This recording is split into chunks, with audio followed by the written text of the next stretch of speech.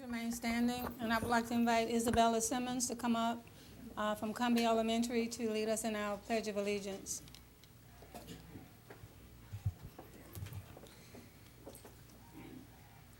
I pledge allegiance to the flag of the United States of America and to the republic for which it stands, one nation, under God, indivisible, with liberty and justice for all. You may be seated. Hi, Isabella. Hi. That's a beautiful name Thank you. for a beautiful young lady. Thank you. And what grade are you in, Isabella? Fourth. Fourth grade. And how old are you? 9. 9. And where do you go to school? Cumbie Elementary. You like Cumbie Elementary? Yes, ma'am. And you're very manable.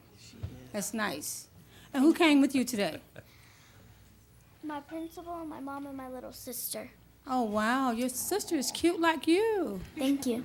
We're so happy that you came today. And do you know what you want to be when you become an adult? Or are you still thinking on that? I'm sort of still thinking, but I'm thinking about maybe being an audio tech. Wow. That is great. Maybe one day you can come here and get somebody's job, you think? Well, we thank you for coming today. You did a great job. Thank And we you. want to thank your mom and your beautiful sister and your principal for coming as well. Let's give her a hand, please.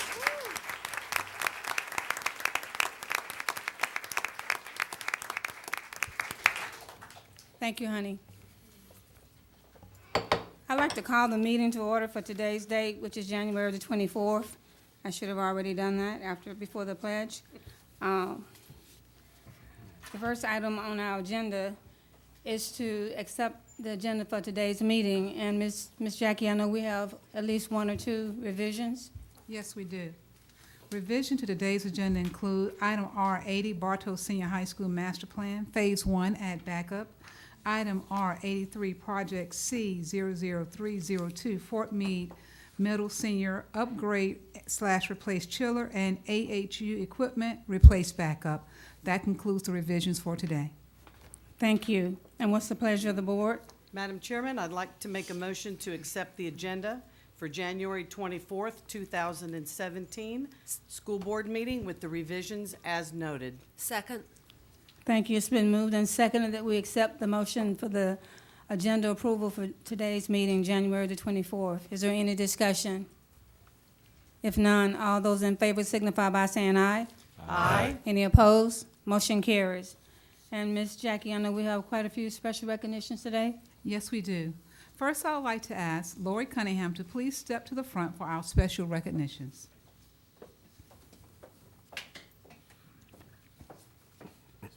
Next, would Beth Cummings, Director of Fine Arts, and Darrell Ward, Principal, Harrison School of the Arts, please come forward for a very special Arts Student of the Month recognition.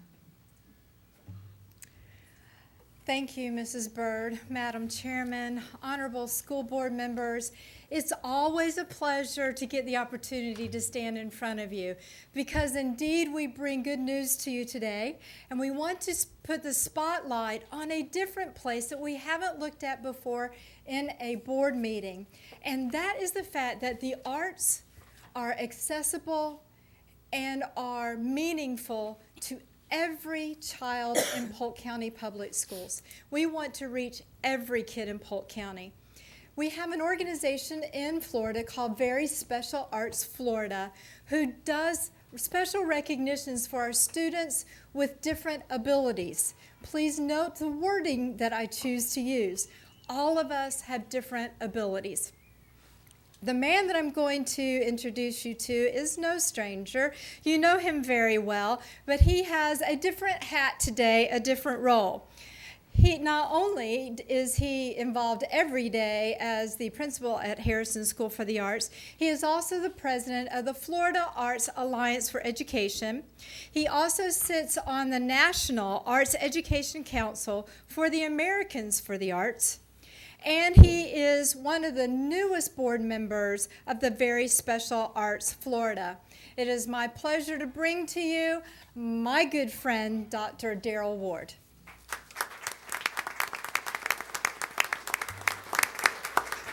Thank you, Mrs. Cummings.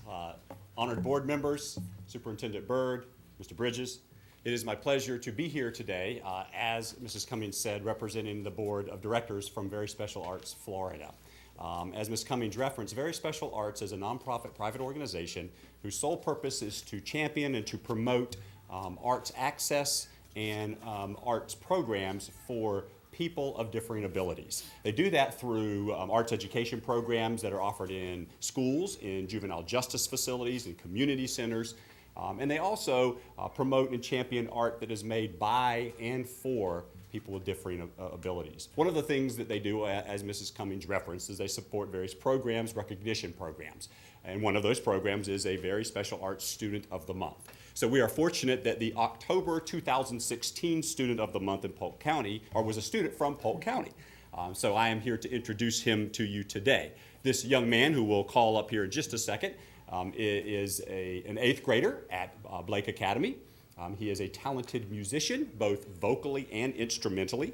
He made all county chorus and all state chorus. He also participates in the Florida Southern Children's Choir. In addition, he plays the saxophone in the jazz band, so he is a talented young musician. A little quick side story, I was reading the bio that they sent to me in preparation for this, and I'm reading that off, and I went, okay, Blake Academy, all right, 8th grade, musician, and I called to my secretary, do we know David Burrows? And so Mr. Burrows will be auditioning for Harrison School for the Arts next week. So kind of ironic on how that works. So this time I would ask David Burrows and his family, probably we can get up, I don't know if Mom Jennifer, if you want to come, or the whole Burrows clan.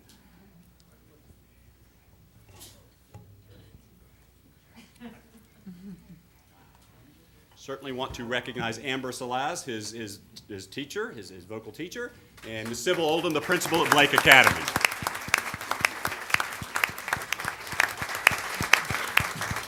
David, on behalf of the VSA Florida, which is, by the way, a national affiliate of VSA, and that is headquartered at the Kennedy Center in Washington, D.C. The local headquarters is at the University of South Florida and the College of Education in Tampa. So on behalf of the Board of Directors for Very Special Arts Florida, I want to present you the Student of the Month Award for October 2016. There you go. Get a picture of that.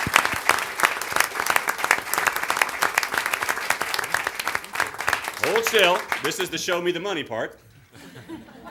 There is a $25 Amazon gift card for you as well, so congratulations on that. There you go. I'm going to step up here for a second, and they may want to ask you some questions. Any questions for David? Oh. Hi, David. Hello. I know you're not nervous. No, not at all. Congratulations. Thank you. So did you want to say anything?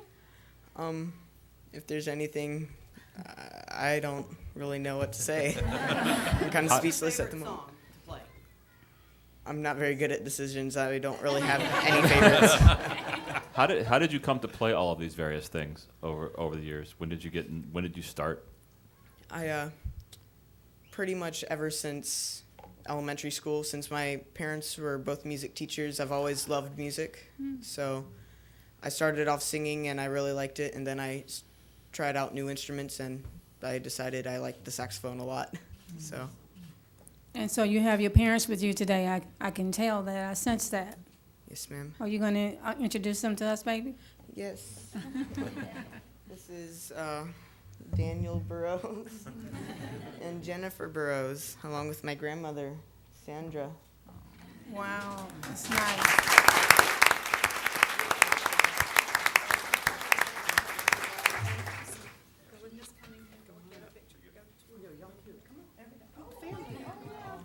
All about the family.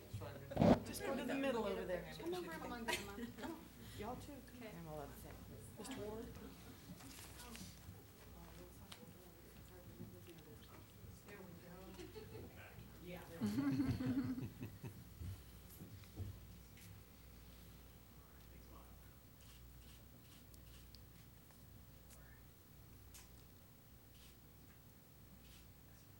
It's nice.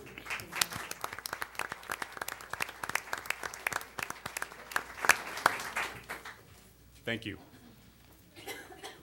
Thank you all. At this time, I ask Susan Copeland, Executive Director of the Polk Education Foundation, to please come forward for our donor recognition.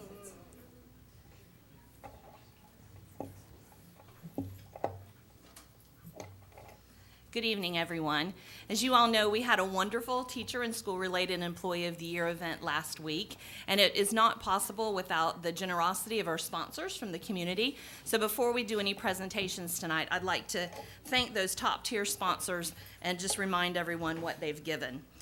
Mid-Florida Credit Union sponsored $650 gifts for all of the finalists for Teacher of the Year and School-Related Employee of the Year, and gave $5,000 to the winner, and $2,500, or Teacher of the Year winner, and $2,500 to the School-Related Employee of the Year winner.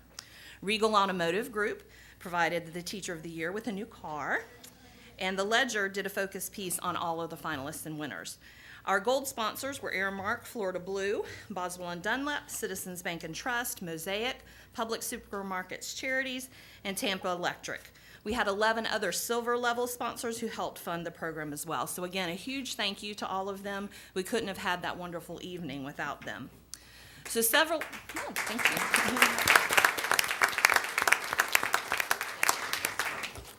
So several of the sponsors of the event and community members have given gifts for them to receive. So they were notified they've been coming to the foundation office to pick up those prizes. And one of them, Walt Disney World, has a special gift to present to them this evening. I waited outside for my Disney rep and finally went to the car for my cell phone, and unfortunately they will not be here this evening. But good news is they gave me permission to announce what the winners are getting, and it didn't quite exactly match what I emailed you, so I think it's even better. So get ready for this. So apologizing that I'm not Mickey Mouse, I have no Mousekers for you all, but we will get them for you and deliver them to your school. The Teacher of the Year receives annual passes for herself and her immediate family, which I did not know, so that is awesome. And all of the finalists receive 4 park passes to go to Walt Disney World. So I hope you will all enjoy those. And our Disney ambassador gave his sincere apologies. He was on his way and had some problems that he couldn't be here. So I know you all made a special trip. So if you will indulge me, could they still come forward? I don't have everyone's names. I don't remember them all. I'm sorry. Maybe you'd want to say who you are and walk to the front, and then we could do a picture possibly. And Disney World sends their best, I promise. Okay. So, well, we know who can start. Please start. This is our Teacher of the Year.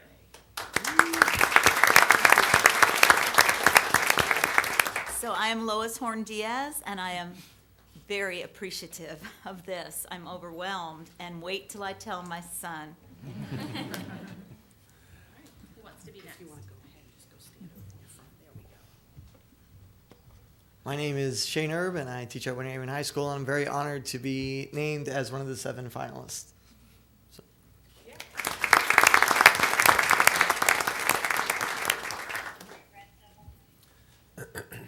My name is Diane Loki, and I teach at Lincoln Avenue Academy, and I also am very overwhelmed, and it's been an exciting experience.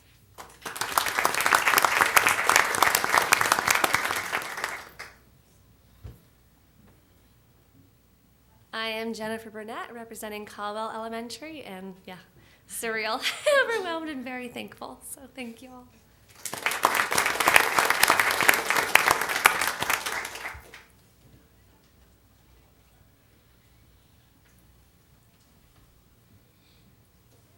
I'm Martina Giordano. I'm a kindergarten teacher at Laurel Elementary, and I'm thrilled for this honor.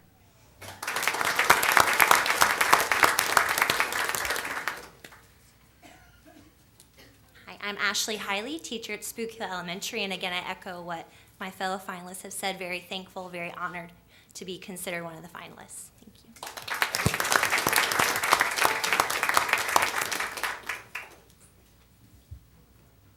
Good evening, Adam Hippley, representing Spessard Holland Elementary. Again, also honored and thankful to be considered as a finalist and be here tonight.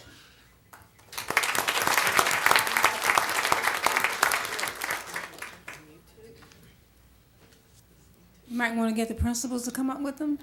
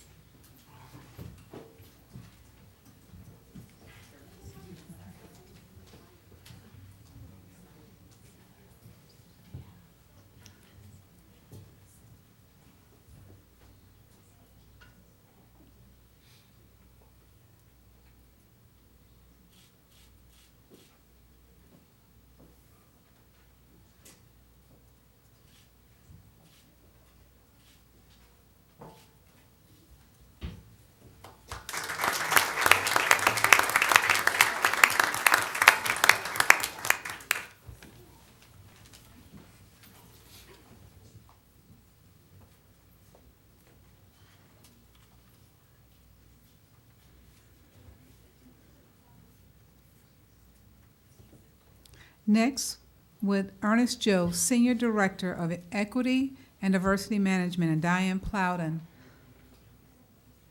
Director of Writing, please come forward for the Dr. Martin Luther King Jr. Essay Challenge winner recognition.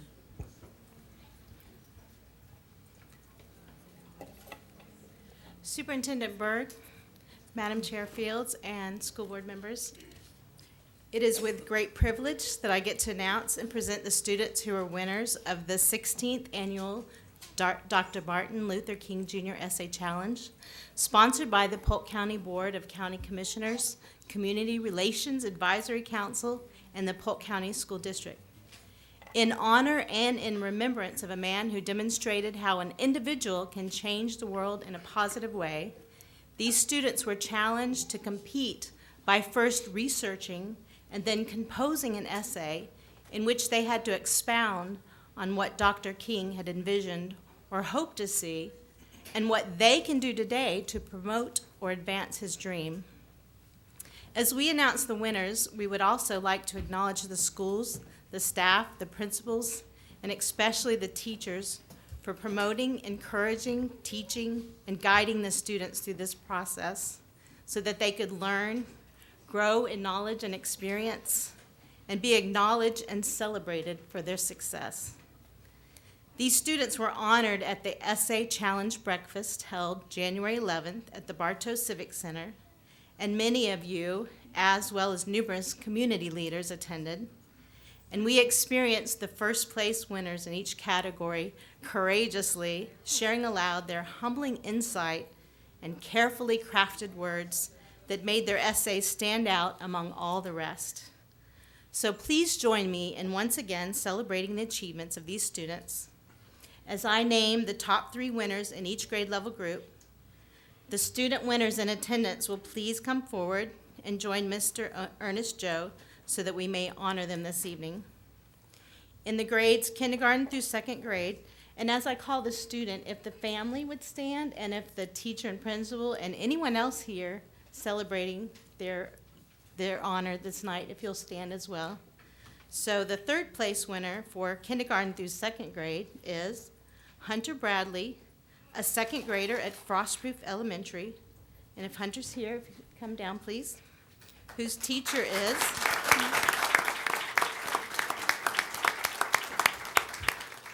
his teacher is Mrs. Jenkins, and the principal is Dart Myers. 2nd place, also at Frostproof Elementary, is Joshua Diaz, and his teacher is Mrs. Schick.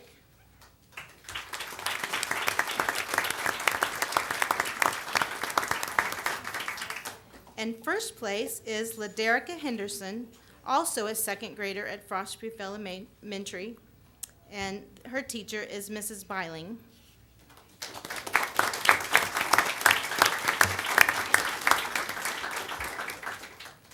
And for grades 3rd through 5th group, the 3rd place winner is Arlene Quintero, who is a 5th grader at Ben Hill Griffin Junior Elementary, principal Mrs. Patty McGill, and teacher Miss Sloan.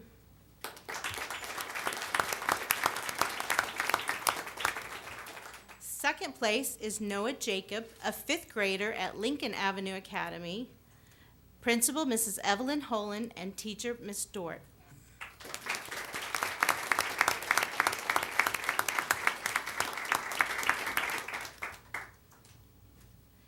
And 1st place is Corian A. Abram, a 5th grader at Lincoln Avenue Academy, whose teacher is Miss Dort.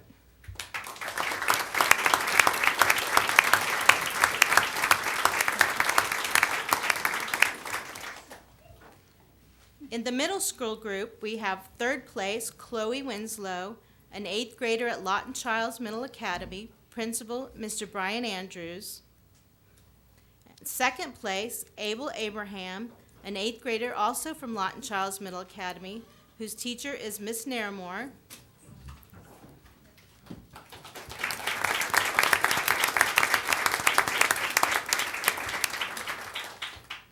And 1st place is Hansel Ramirez, a 6th grader from Lake Gibson Middle School, principal Mr. Alan Duget, whose teacher is Miss Young.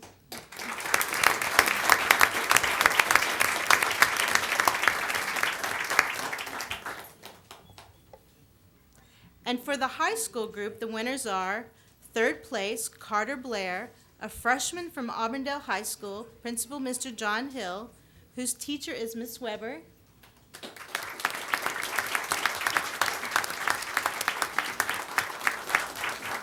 Second place, Jacob Lucas, a junior from George Jenkins High School, Principal Mr. Buddy Thomas, whose teacher is Miss Bergerton.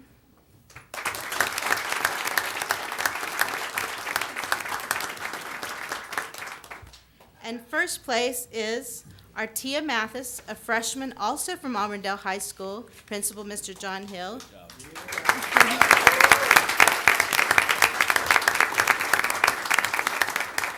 And her teacher is also Miss Weber. So we want to thank the students, thank you teachers, principals, and to the parents.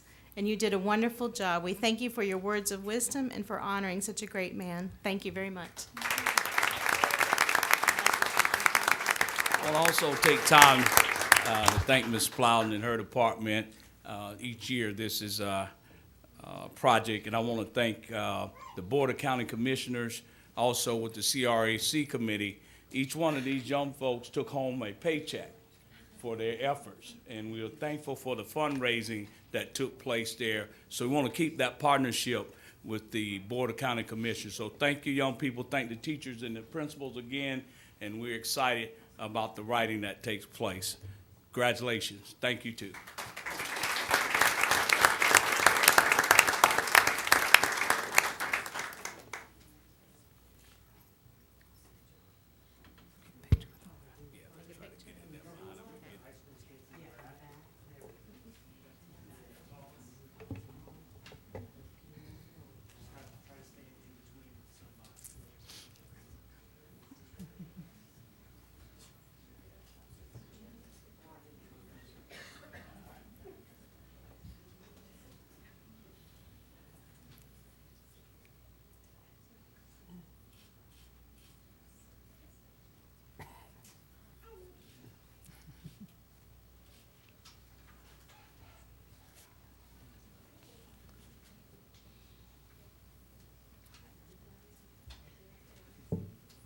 Congratulations and thank you.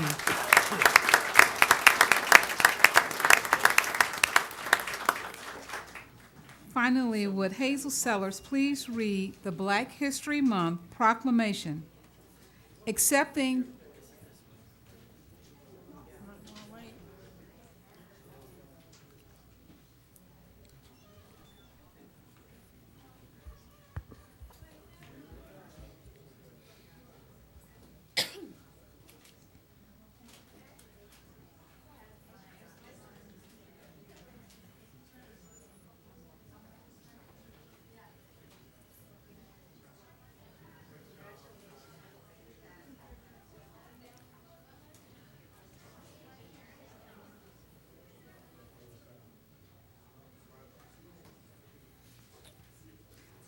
Hazel Sellers, please read the Black History Month Proclamation. Accepting this proclamation is Ann Tankson, a Polk County Public School consultant. Proclamation, School Board of Polk County, Bartow, Florida. Whereas the recognition of Black History Month is an opportune time to salute the achievements of the past, gain insight for the present, inspire progress for the future, and teach the children about heroes of color. And whereas African American students make up 21% of the Polk School District, which joyfully celebrates Black History Month and the many contributions of African American teachers, doctors, lawyers, engineers, architects, soldiers, inventors, artists, writers, scientists, and many ordinary people who have demonstrated extraordinary courage, talent, and service to others. And whereas the significant increase in the graduation rate of African American students in Polk County Public Schools shows that these students and families value the importance of a quality education as the foundation for a successful life and career. And whereas we celebrate Black History Month, which began on February 12th 1926 and expanded in 1976 as part of the nation's bicentennial in order to recognize the humanity of a people who survived against incredible historical odds to exemplify to the world the power and audacity of the human spirit. Now, therefore, be it resolved by the School Board of Polk County, Florida, that we designate the month of February 2017 as Black History Month. In witness whereof, I hereunto set my hand and cause the seal of the School Board of Polk County to be affixed at Bartow, Florida, this 24th day of January 2017. Jacqueline M. Byrd, Superintendent of Schools. Kay Fields, Board Chair, District 5. Billy Townsend, District 1. Lori Cunningham, District 2. Hazel Sellers, District 3. Sarah Beth Reynolds, District 4. Lynn Wilson, District 6. Tim Harris, District 7. I so move. Second. It's been moved and seconded that we approve the proclamation proclaiming February 2017 as Black History Month. Is there any discussion? If none, all those in favor signify by saying aye. Aye. Any opposed? Motion carries. Congratulations.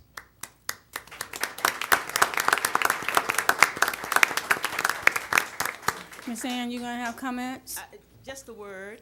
First of all, it's a pleasure for me to stand here and represent the minority educators, educational leaders, and students of our district. It's about the students. It's always about the students. But I want to also thank the board, our district leaders, our school leaders, for embracing the need for diversity in our district. I need to also say I thank you for recognizing that every successful district values, appreciates, honors, and respects all of its people. Thank you for tapping into those talents of the teachers, the administrators in our district, because they have brought greatness to our district. So I'm thanking you for not only our staff members, but for our students, because this talent that you have brought to our district has afforded all of our students the opportunity to be the best that they can be. And it's all about kids. And yes, indeed, a mind is a terrible thing to waste. So we're not wasting minds. You can see that. It's evidence as to what has happened in here tonight. We've made a lot of progress in our district. We've made a lot of progress in our district. If we continue on the path that we are on now, we will continue to make progress. Are we where we need to be? No, we are not. Can we get there? Yes, we can. Thank you.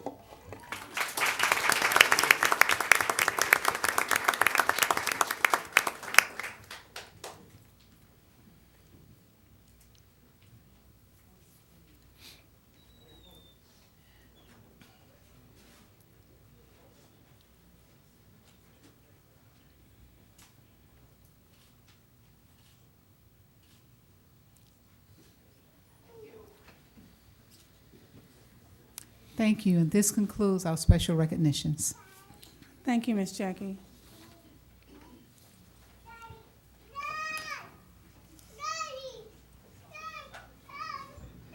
All right, the next item on our agenda would be if we have any speakers that would like to address any item that's on today's agenda. If none, we'll go to the approval of minutes. We have 4 sets of minutes. The first set would be to approve the minutes of the December 13, 2016 work session. Move approval. Second. It's been moved and seconded that we approve the minutes for the December 13, 2016 work session. Is there any discussion? If none, all those in favor signify by saying aye. Aye. Any opposed? Motion carries. The next set of minutes would be for the minutes of the December 13, 2016 school board meeting. Move for approval. Second. It's been moved and seconded that we approve the minutes for the December the 13th, 2016 school board meeting. Is there any discussion? If none, all those in favor signify by saying aye.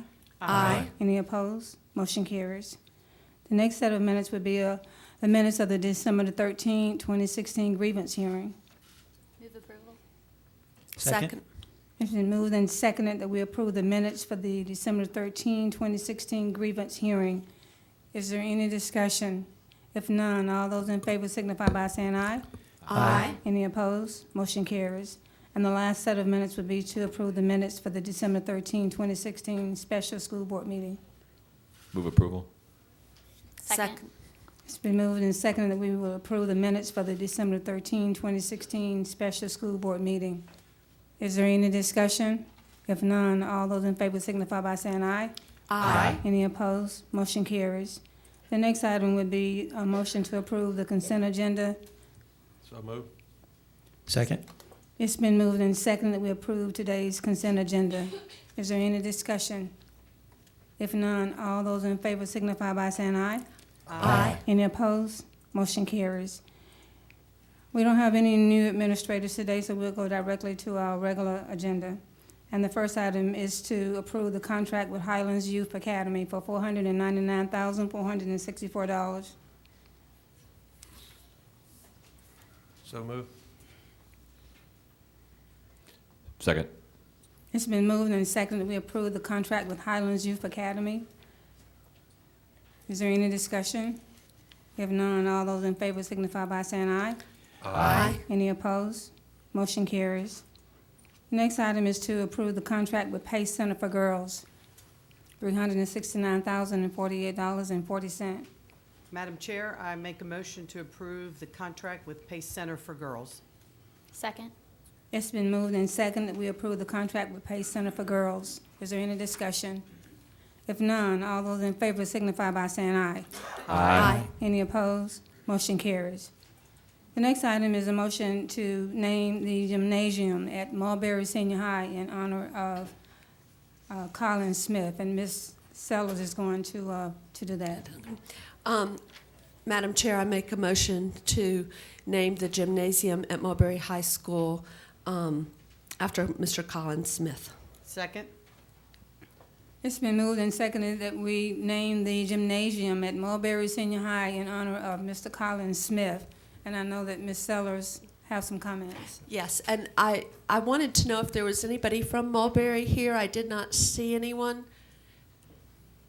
that wanted to speak to about Mr. Colin Smith. Well, I will be glad to do it if there's no one here or in the overflow room. They will. Oh, okay.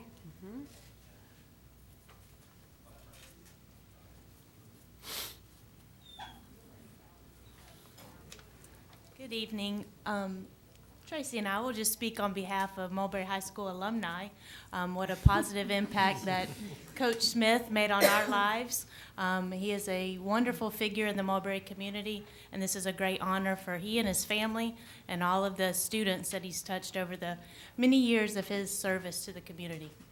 And I would agree, not only were we alumni, we were also colleagues. We taught with Coach Colin Smith, and he and his wife have been staples in the Mulberry community, so this is extremely fitting. And I know we have planned on attending, not as school board people tomorrow, but just as friends and colleagues of supporters of him. So we strongly support this and appreciate it on his behalf. Thank you. Oh, thank you. And I, too, as a board member that represents Mulberry, will tell you, I was actually surprised. He retired in 2003.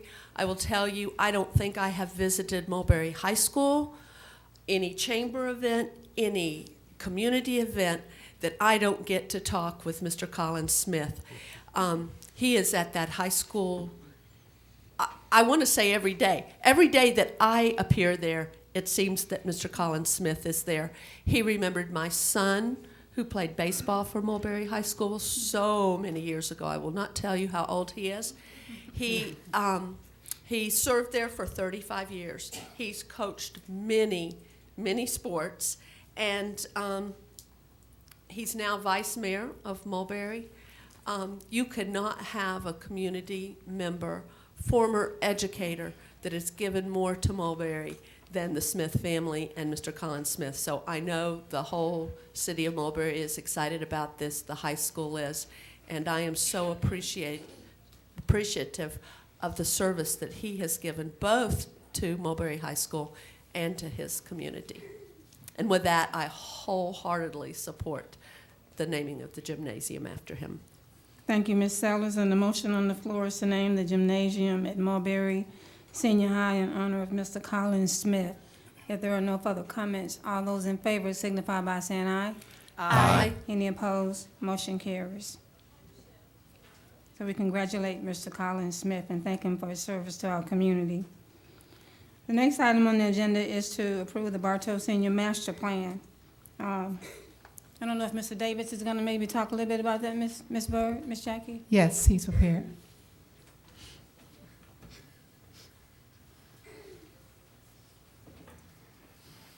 Well, good afternoon. The Bartow Master Plan has been a joint effort with the community, with our school board staff members, and is a great opportunity for the community of Bartow. You know, the community is a very close-knit community. It has deep in its history, and I think by giving it the state-of-the-art high school that it deserves will just attract more people to this community and show, you know, just how proud we are of Bartow. You know, the Summerlin Institute was founded in 1887. The high school was actually renamed in 1968 Bartow Senior High School. And then in 1996, it became a international baccalaureate diploma. It's an IB school. And then Summerlin Institute came in 2008.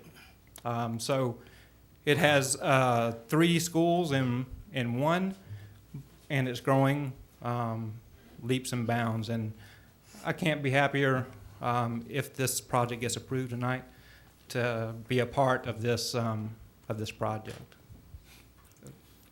Thank you. We need a motion, please. Madam Chair, I move that we approve Bartow Senior High School Master Plan Phase 1. Second. It's been moved and seconded that we approve the Bartow Senior Master Plan Phase 1. I see 2 lights on. I think Ms. Sellers, yours was first. I just want to thank both the district and the community of Bartow. I've been on the board quite a while, and this was one of the first concerns Bartow has had. They have waited a long, long time to have a master plan for Bartow High School. The facilities have been a challenge for them for many, many, many years. And, but they've been very patient. Not only have they been patient, but they've understood the constraints we've had with money, and they have been part of the solution. They are willing to work hard to help us to do a little bit of the remodeling and renovation, and I just want to thank them for their patience, because this has been a long time coming, and they've been a gracious community. They love their school. They support not only this school, but all of their schools, and I'm very blessed to be able to live here in Bartow. So thank you, Mr. Davis and Mr. Small for helping make this come about, and you will find that the community will be a joy to work with throughout this whole process.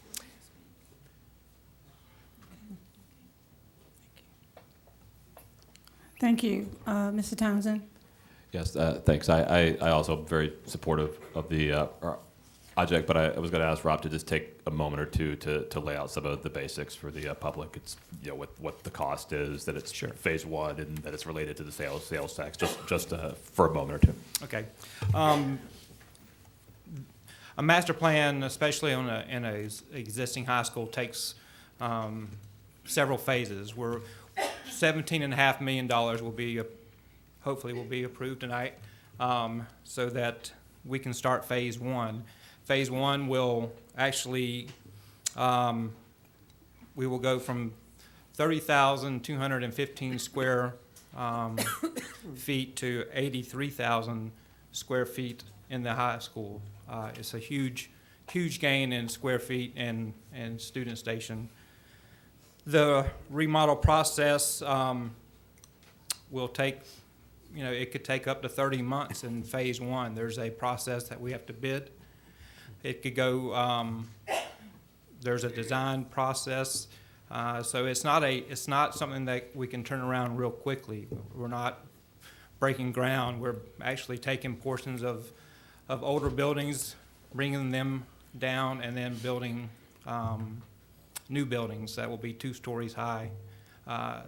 So I know the community will be patient, but it will take some time to do. The $17.5 million, we feel very comfortable that it will meet all the needs that we have if, for some reason, phase 2 was held off for a period of time. Right, just that no matter what happens, eventually with the sales tax, this will be a functional school after phase 1 and will be an upgrade. Yes, sir.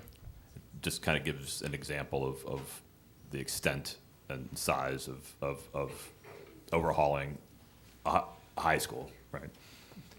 Yeah. All right, Thank that's you, Mr. Davis. Thank you.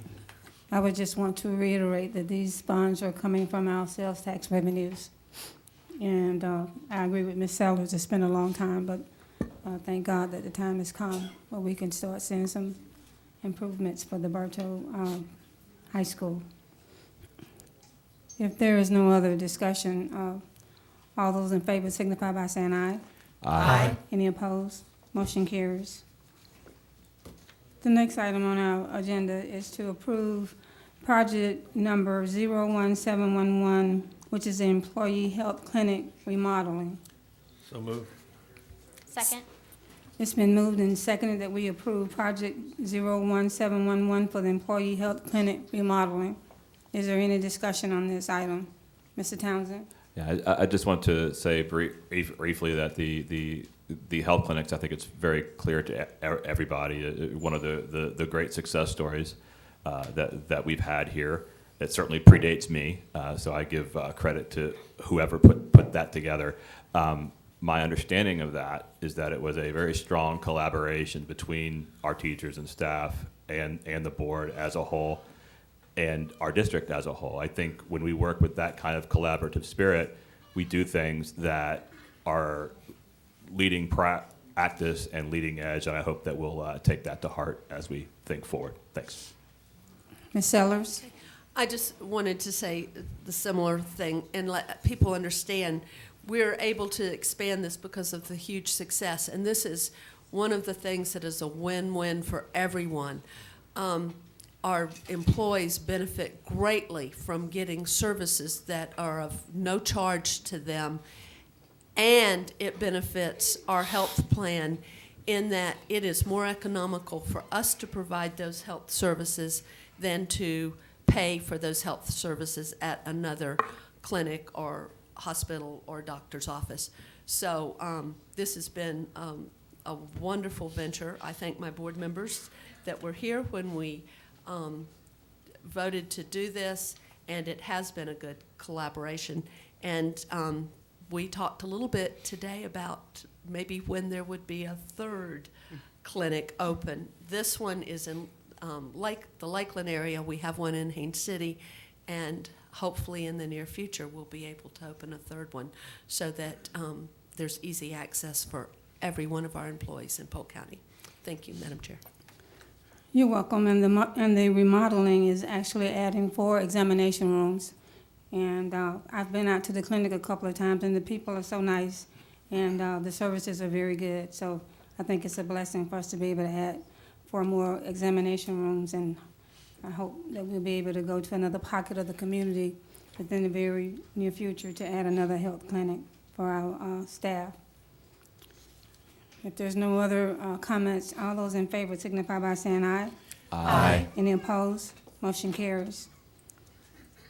The next item is approving bus purchases in the amount of $4,294,470. And I don't know if you want to say anything about that, Mr. Davis?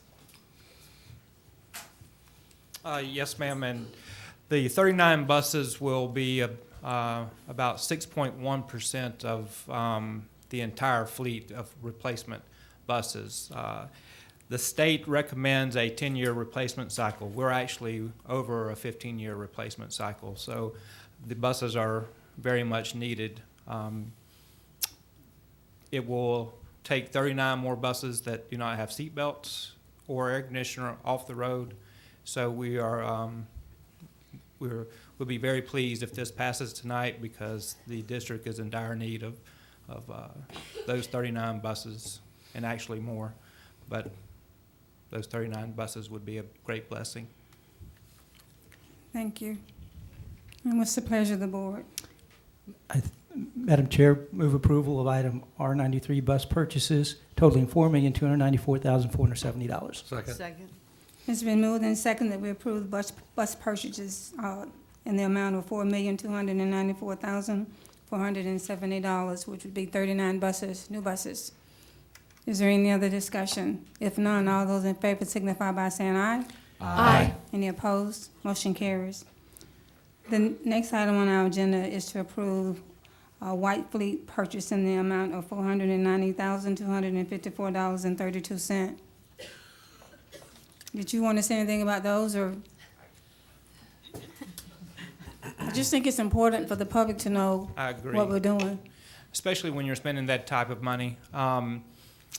The white fleet, we have really, I'm not saying we have neglected it. It's something that has been put on the back burner. But the white fleet vehicles are our trade vehicles, or the ones that go to our schools and repair our roofs and fix our plumbing, and so they're a very important part of the educational process.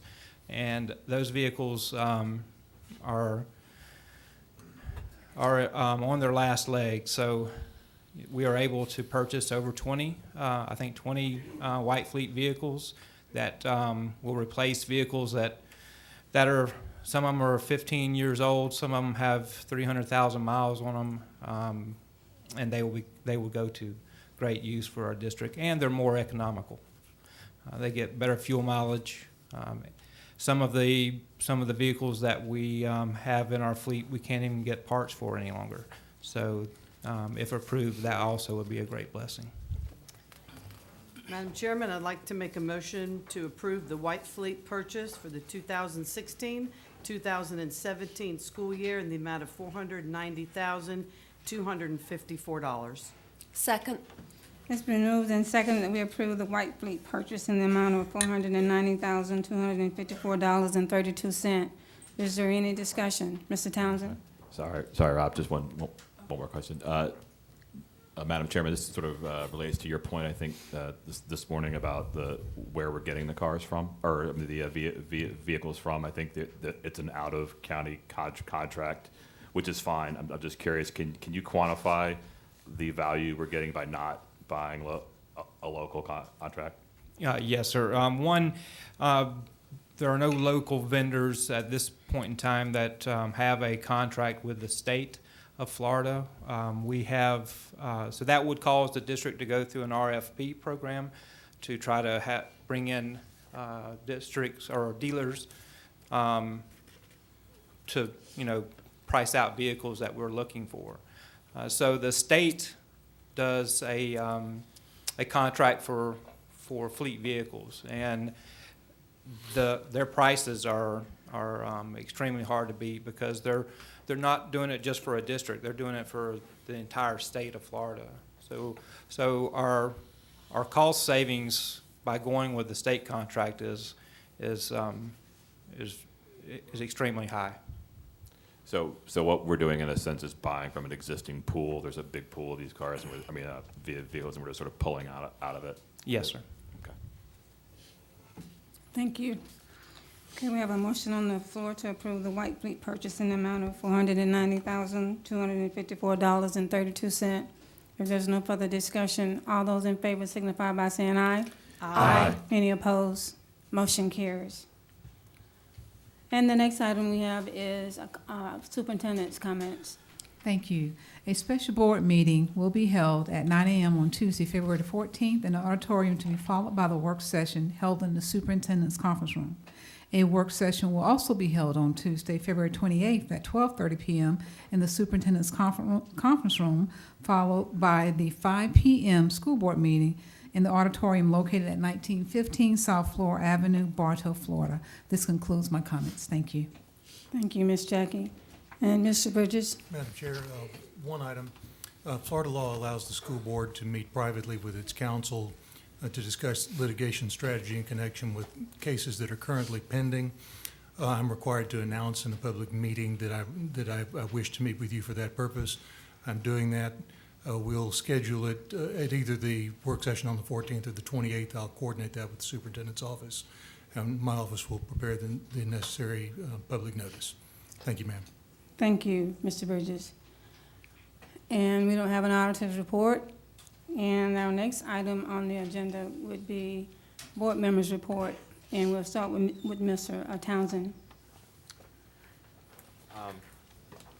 One of the things, I raised some things today that are more for study longer term, but I think the one point that I really wanted to raise was I know there's been some dissatisfaction with how the district administered midterms occurred, both with how the tests were scaled and the tests themselves. And I've spoken with Dr. Akes about that, and I'd like for him to come up and sort of give a little bit of a timeline on what we can expect for a recommendation for assessment and testing reduction. What's his he's talked several times about this, and I'm excited about it. I just want to see if we can get a little more concrete timetable for it. I think that before Dr. Akes comes up, that Ms. Byrd needs to be comfortable with him coming up. That's correct. Sorry. Right, because right now the committee has not convened to have those discussions. We're just embarking on that. So there is not, a timeline is not set yet. Okay. Can we have a sort of broad timeline? I don't need March 14th, but is it March I think or is he it can- June? I think basically what Dr. Aitken just said is what we are looking towards doing, and but I can't put a time stamp on it right now. Board Member Townsend, as we have not met with all the committee yet. Dr. Aitken, would Yes, ma'am. So what we're looking at, board members, is greatly reducing the number of district-required midterm and year-end assessments. As you know, the year-end assessments came into play when there was a statute passed that all courses needed to have an end-of-year assessment, more for teacher evaluation. When that statute went away, in previous years, these assessments also just the necessitated need for them needed to be looked at, and so we're reviewing that.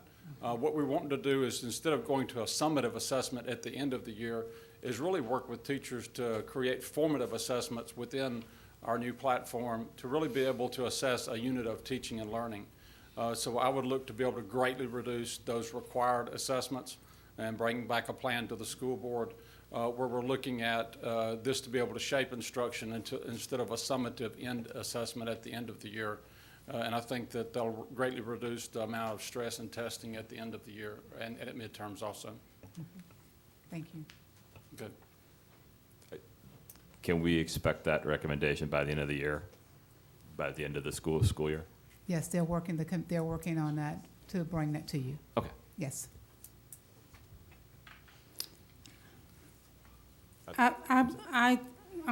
Ms. Jackie, you can correct me if I'm wrong, and I could be easily wrong. This item would be done during a work session, correct? That is absolutely correct. Okay, all right. So all the information will be presented Yes, when that's you have correct. gathered it. Yes, that is Okay. correct. Actually, I have one more thing. Sorry. I wanted to commend Wendell Watson Elementary and Lake Gibson Middle and Lake Gibson High for the truly outstanding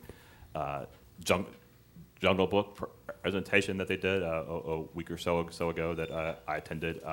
The performance itself was fantastic, but what I really liked beyond that was how the three schools work together.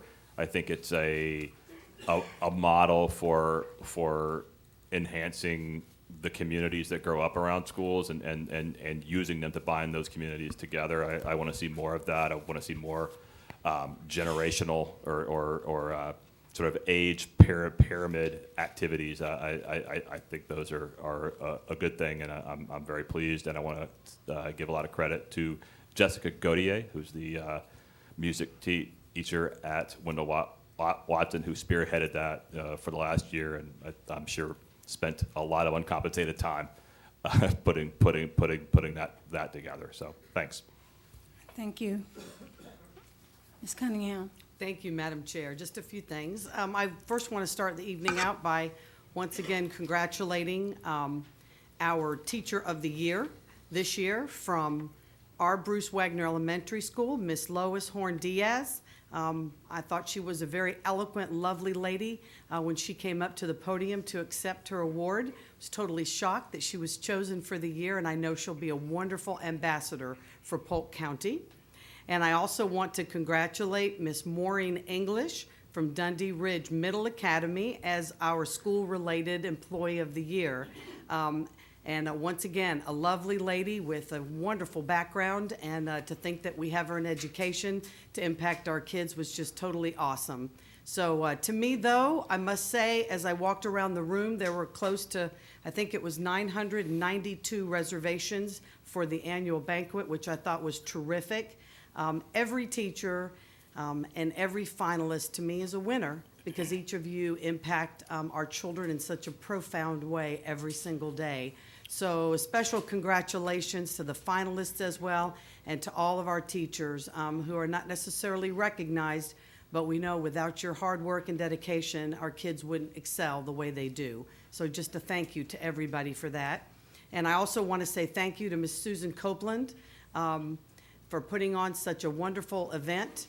It was terrific to me because this year we included students, which is one of the first times in the years I've been on the board that we've done that. And I hope that we can continue to involve our students in that process, along with the little cards that were the art cards that were on every table for each of the kids, for each of the families to take home. So thank you so much for reinstating that, Ms. Superintendent. I thought that was a really beautiful touch at our banquet, so appreciate it. In addition to that, I recently attended the annual banquet for the Haines City Chamber of Commerce, and I'm very proud to tell you that school district had a table there representing all of the folks here in Bartow, and several of our principals attended with us as well, and it was wonderful that everybody could come together to honor the honorees. And one of our very own, Miss Sharon Knowles, our principal of Bethune Academy, was awarded the Volunteer of the Year presented to her by the Chamber. So our schools are such an integral part of our community, and I thank those of you that are involved in your communities and in your chambers, because we do make a difference. Recently also, I've attended the SAC committee meeting for Horizons Elementary School, and was very impressed with the school and the teachers and the staff and the volunteers and the parents. They're doing some really awesome things there, as I know we're doing all the way across our district. So just want to thank our SAC committees in general for the time, talent, and dedication that you have, because you do make a difference for our students every day. With that, I wish everybody a happy new year, and as we move onward and upward. Thank you, Madam Chairman. Thank you, Ms. Cunningham. Ms. Sellers? Thank you, Madam Chair. I have a few items, and mostly they're things that I want to be thankful about. First of all, I want to thank our legislators. A couple of weeks ago, they met with us, and we were able to talk about many of our issues that we have that include our declining funding.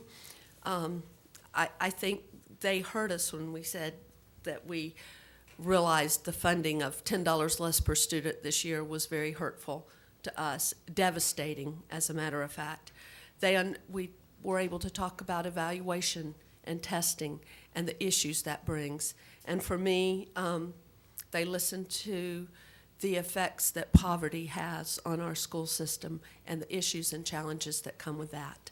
So I want to thank each and every one of them. They really listened to us. And I know many of us will be going to Tallahassee and talking about these issues again. I also want to thank Dr. Ed Shoemaker, our superintendent and our deputy superintendent, for meeting to look at community partnership schools. It's no secret that we have lots of poverty in this district, and I will say that's probably one. I am proud of many of the great things that this school district's done, but as I look at our children of poverty, I see that we have a long way to go, and I have real hope as we look at putting in one of these partnership schools.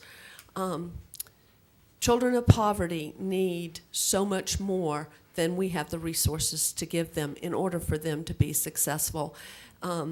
We've talked about the things that they bring to school with them, the needs. When your basic needs aren't met, it's very hard to come to school and pay attention and be successful. And this is with a partnership with the University of Central Florida. We're going to try to find a school and partner with district health services, Heartland for Children. Many community people have to come and partner with us to put those resources in the school. We have a model school of Evans in Orange County, and it's not only the resources that you need, but it's the hard work, and that's the first thing they will tell you. So I know that we have the teachers and the administrative staffs in our school that are willing to do the hard work, but we've never been able to give them the resources that they need to make these children, to give these children a chance to be successful. And I see real hope with this. There's schools across the district. University of Central Florida has partnered and helped districts put these schools in place. The one thing that I know is that we have more than one school that could use this, but my hope is that if we put it in one school, we can show our legislative body what it takes to make children of poverty successful, to help them succeed, to give them hope, to change their lives. So I'm excited about that. Thank you, Dr. Ed Shoemaker, who saw this model and approached the school district. Thank you, Mr. Small and Mrs. Bird, for embracing it, as well as I've attended 2 meetings, and the second one had many community people there that are willing to step forward. So I look forward to that. And I want to thank there's 16 five-star schools in our district, and it takes a lot of work and community involvement, and we're never in this alone. But I had 4 of those schools in my district, so congratulations, George Jenkins High, Bartow High, Fort Meade Middle Senior, and Union Academy for going the extra step and developing those community relationships and partnerships. And finally, on a personal note, I want to thank my good friend, Jenny Wilson. She has faithfully, for many, many, many months, come to our work sessions and our meetings. She prays for us, she prays for me, she prays for our board, and she prays for this entire school district. We cannot do this alone, and you provide me much, much support. So thank you for being here, and that concludes my report. Thank you. Thank you, Ms. Sellers. Ms. Reynolds? I have a couple things from before Christmas too, so I'll try and make it quick. JSA this year has started doing their first, second, and third graders get to perform at Christmas before kindergarten, 4th, and 5th always get the end of the year, and there's nothing really for their lower elementary. So they were all very excited to have something to do and to show off what they're learning in their arts classes, and they are absolutely adorable. I stopped by Jewett Academy because their PE coach, who is my PE coach, was retiring the day before Christmas, and she has implemented reindeer games, which is teachers versus students, the last 30 minutes, those 3 days before Christmas. And if you have never seen 15 teachers running around the bases in unison in tutus, it is extremely entertaining. And just the relationships between the teachers and the students, you can truly feel the energy that those teachers know those kids, and that running around in a tutu is exactly what's going to motivate them to get through those last few days. Again, echoing what Ms. Cunningham said about the Teacher of the Year ceremony, having so many students involved was we have great human resources in our students and in our teachers, and it's great to see us using those resources. Harrison students designed the set. We had Harrison students running lights. We had students as our MCs, as our greeters. It's the one giving out awards. It was very exciting to see us using our people. And then also I want to congratulate Lake Region IMAG program. They do marketing for businesses throughout the community, and I ran into one of the students at Publix this week, and they hit $10,000 before the end of the first semester, which is huge for a high school marketing program. And they're really doing some cool things. They're actually also working currently on the Central Florida School Board Coalition logo that they'll be designing for us. So they're doing some great things in their program. And that concludes my report. Thank you. Mr. Wilson? Thank you, Madam Chair. I also would like to echo Mrs. Cunningham's and Ms. Reynolds' comments about the Teacher of the Year and School-Related Employee of the Year event. It really was a special event. Kudos to our staff for putting that on. And, of course, we're so very proud of all of our finalists. And I'm always amazed at the number of folks who come out to honor our finalists. It's really a special event. I thought our meeting with our legislators was very productive. I thought that they were genuinely surprised at the differential in the funding formula between our school district and other school districts. And I fully expect, I would be surprised if we don't see some meaningful changes in the testing and assessment laws in the state of Florida this coming legislative session. So I look forward to seeing what comes out of this legislative session. And that concludes my report. Thank you, Madam Chair. Thank you, Mr. Wilson. Mr. Harris? Madam Chair, I'll relinquish the time tonight for the guests in the audience. Thank you. Madam Chair, could I request a short recess before we hear our speakers? Sure. We have 16 people that signed up to speak, so we can take about a 10-minute break. We'll be back at 6:18. So we're going to recess for 10 minutes.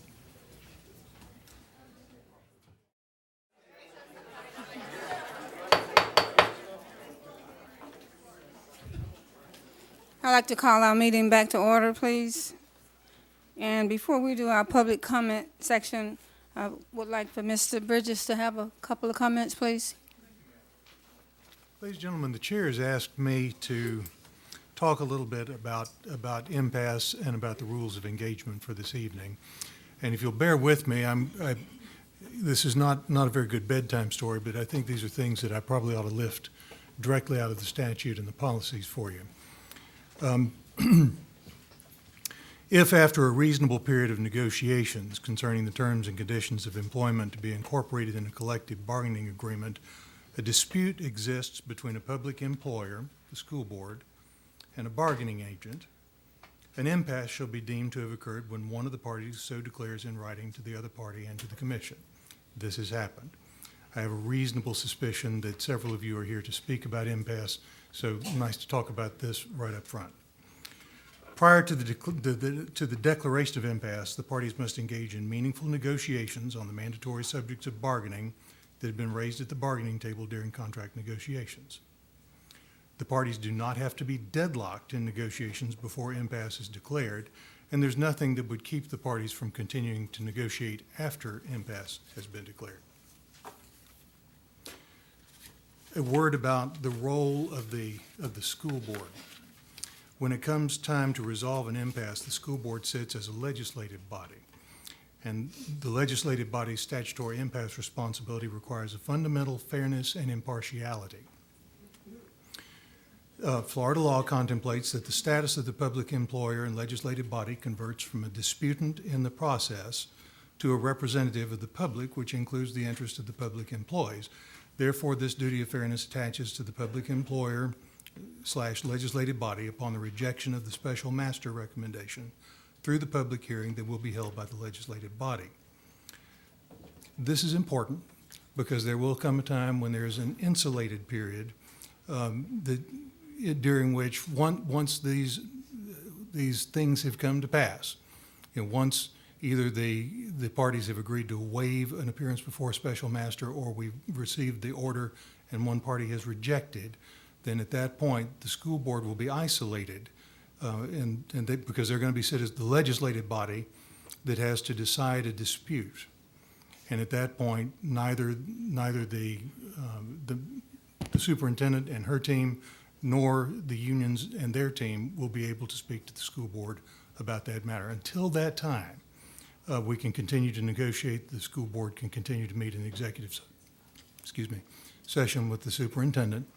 But tonight, we're here at that stage where the board has declared impasse, as you know. The chair has also asked me to talk a little bit about the ground rules for public participation at board meetings, and these are direct lifts from school board policy. Each statement made by a member of the public shall be limited to 3 minutes duration. Persons will be recognized in the order in which the requests were received.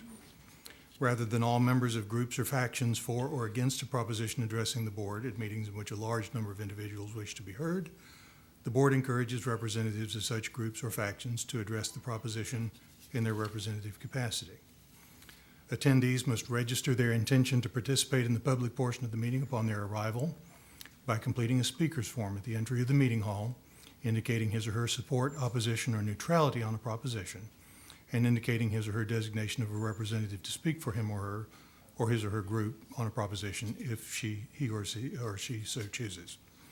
The presiding officer of the board meeting, in this instance the board chair, will administer the rules of the board for its conduct, and the presiding officer is guided by the following rules. Public participation shall be permitted as indicated on the agenda and before the board takes official action on position on any action item under consideration. Participants must be recognized by the presiding officer and will be requested to preface their comments by an announcement of their name, address, and group affiliation. All statements shall be directed to the presiding officer. No person may address or question board members individually. Staff members shall not be expected to answer questions from the audience unless called upon by the board chair or the superintendent. The presiding officer may interrupt, warn, or terminate a participant's statement when the statement is too lengthy, personally directed, abusive, obscene, or irrelevant. Request any individual to leave the meeting when that person does not observe reasonable decorum. Request the assistance of law enforcement officers in the removal of a disorderly person when that person's conduct interferes with the orderly progress of the meeting, or call for a recess or an adjournment to another time when the lack of public decorum so interferes with the orderly conduct of the meeting as to warrant such action. Ladies and gentlemen, those are the rules. Thank you, Mr. Bridges. Yes, ma'am. We are now entering the public comment portion of our agenda. Speaker cards were available at the table outside the boardroom. The school board welcomes your comments on matters of concern. The board will not respond, but will use your input in deliberations. Speakers will be called upon in the order the cards were received. And to my understanding, we have 16 cards. To give everyone appropriate respect and courtesy, please refrain from audible comments or applause. When you come to the microphone, please state your name for the record. Please limit your comments to 3 minutes. If your comments exceed that time, you may present them in written form to the board. You are asked to refrain from references to specific individuals and to follow expectations for civil discourse. Please remember that only those individuals who have completed speaker cards will be called upon to speak. And we appreciate you taking your time to come before us and to address your concerns. And the first person that we have to speak is Marianne Capizzello. Marianne Capizzello, President of the PEA. You know I have stood before this board many times and asked that you budget salaries up front in your budgeting process. Then this is spoken of a few times and it dies on the vine. We then come to the bargaining table asking for the leftovers. The problem with this? Teachers and support staff that are necessary to the success of our students are growing weary of the excuses. When you have money, they don't get the raises they deserve, and when you say there is no money, they don't get the raises that they deserve. There is a teacher shortage in the nation, and certainly in the state of Florida. Polk has had open positions all year and has seen teachers come and go in short order. You cannot continue to nickel and dime this issue. The state told the annual contract teachers they were going to get performance pay this year.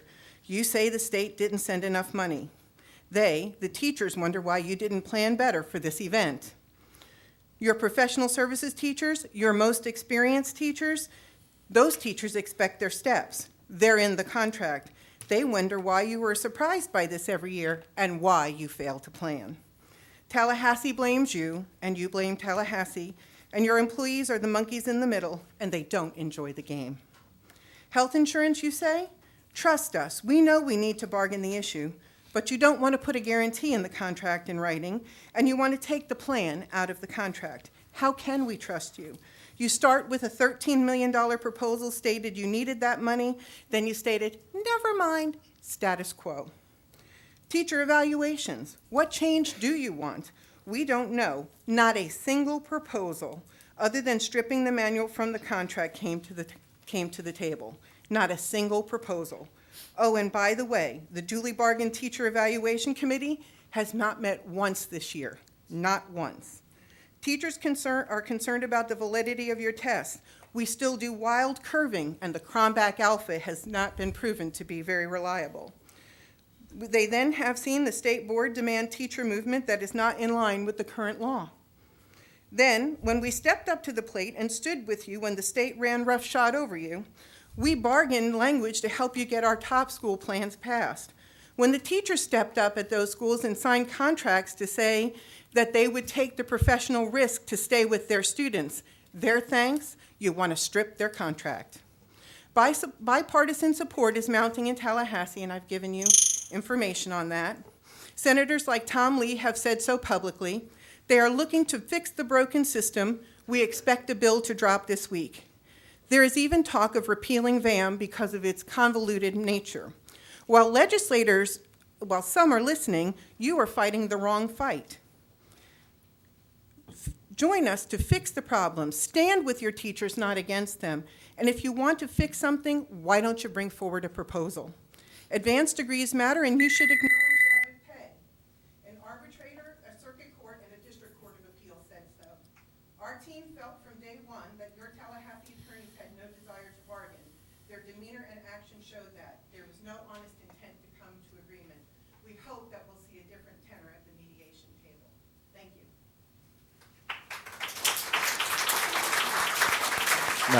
Madam Chair, can I have as a point of clarification? We're not making comments. No, I'm asking you a Yes. question. Mhm. Procedurally, will the board have the opportunity to say something at the end of the No. speaking? So you're just going to turn off my mic if I want to say something at the end? We are to listen, and then when it's appropriate, we will have comments as a board. Well, I'm a board member. I understand that, Mr. Townsend, but one of the things,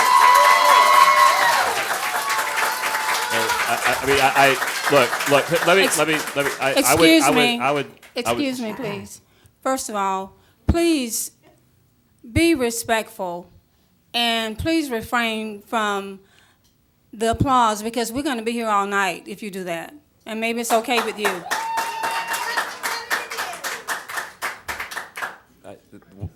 All I'm asking is, once everybody's done, if there's a chance, I'm not going to go on and on for a long time, but I would like to be able to say something as a board member to what's being said to us, and that's what I'm asking for. And I guess I will just hang out and say it. I mean, the mics can stay on or they can't, but Okay, well, then we'll just see what happens at the end. Okay. Okay.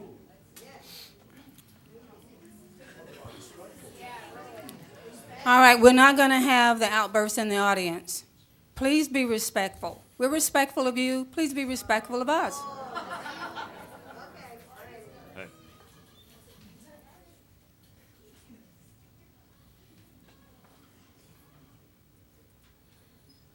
The next speaker is Mr. Milhorn.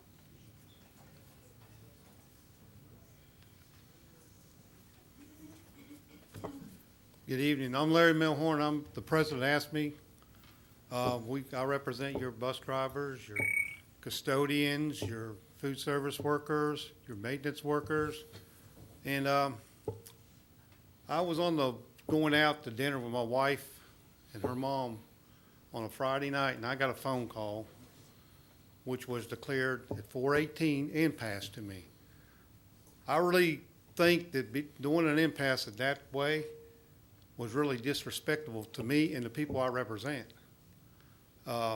I don't understand why we couldn't come back to the table. We were working good in our negotiations. I still, to this day, I don't understand why we went to impasse. I understand money is a big subject, but we had other things on the table besides money. And we were working toward solutions. And we are going to continue to work toward them solutions. But to declare impasse in the way it was declared, I just feel like there was no respect to me and the people I represent. And I actually told the head of your HR department how I felt about it, and she did apologize to me for doing it in the way she did it. And I asked her if this ever comes up again, I would appreciate going to the table to where we can talk out before impasse is declared. I only made 2 proposals on salaries, and the district only made 1. And I can't understand where we end up at impasse with that little bit of dialogue. And the second part of it is, I think that the negotiations was drug out so far because you all hired an attorney out of Tallahassee that was making it problematic for us to have regularly scheduled negotiation meetings. I mean, when I have negotiation meetings, they're sometimes 2-3 weeks, a month apart. That's not in a timely manner to me. And when we're working on issues, the more we're at the table, the better it is we're going to resolve them issues. And not being respected by calling an impasse. I mean, you can ask my wife. I didn't sleep all that night because that's how bad it shocked me when I got that phone call. And when I went out to eat with her that night, I wasn't very good company. Because for one thing, I was emailing my executive board and all, letting them know what was going on, what had happened. And they didn't feel respected either. Looking forward, I've got meetings scheduled with your HR department tomorrow. I look forward to moving forward with this and getting us out of this impasse. But I do hope you will respect these employees in the future and not call an impasse without looking me straight in the eye and calling me, telling me we're going to impasse. That's the way I feel. Thank you.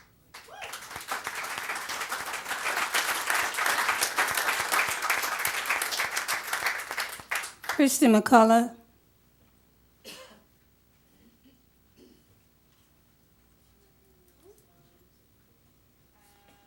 Joe Randazzo.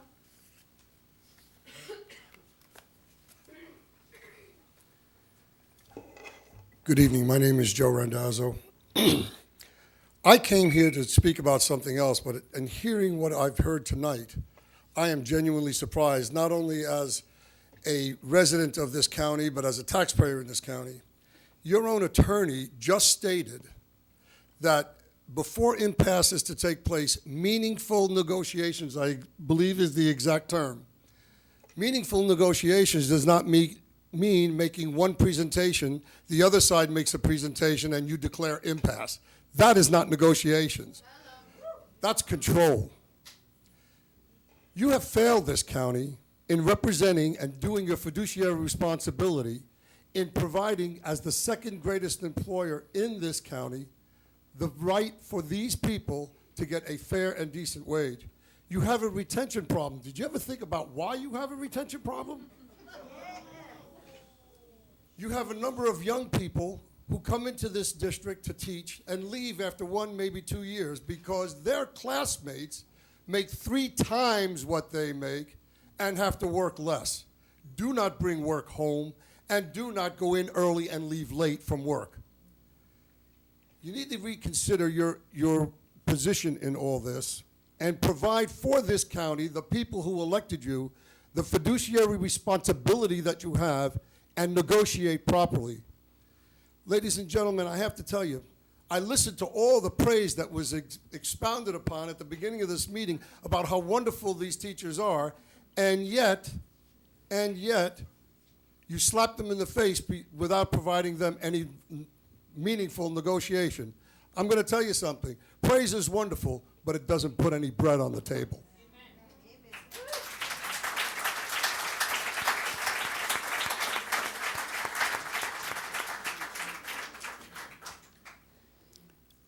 Lauren Alurin, I can't hardly read the last name. Excuse me? Azurin.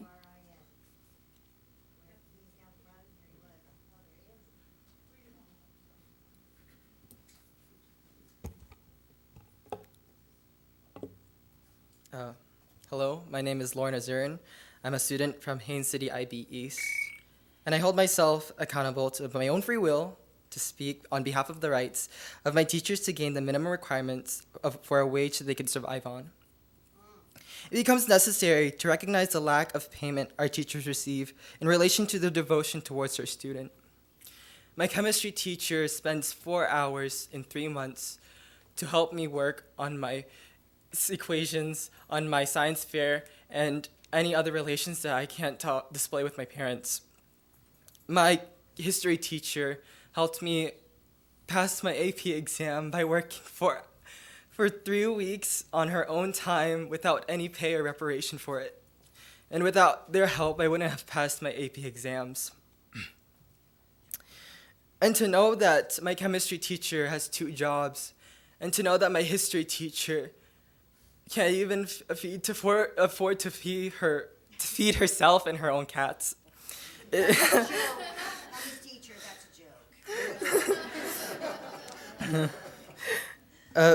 We must acknowledge their lack of ability to pay for their bare necessities and see their pain when they teach us students. This small request to help our community in this economically and politically confusing time is a small first step to helping our schools and students. I cannot account to embody all teachers in Polk County, but I wish to remind you of your teachers and their impact and how your children, if you have any, of their teachers' impact on them. I hope this message echoes to you for the rest of the day, and I hope you will all make the right decisions. Thank you.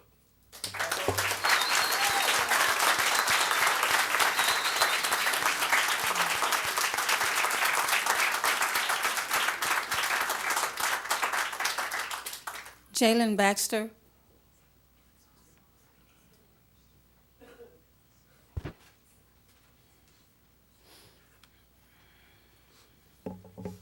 Hello, my name's Jalen Baxter, and I go to school at Haines City IB East as well. I'm Thing 2, basically. And it came to my attention that teachers are fighting for a raise, a small wage increase. And now, before we start assuming that I'm just some ignorant kid that came before you, just excuse me, that just came before you, just spewing out things I don't know, that's completely false.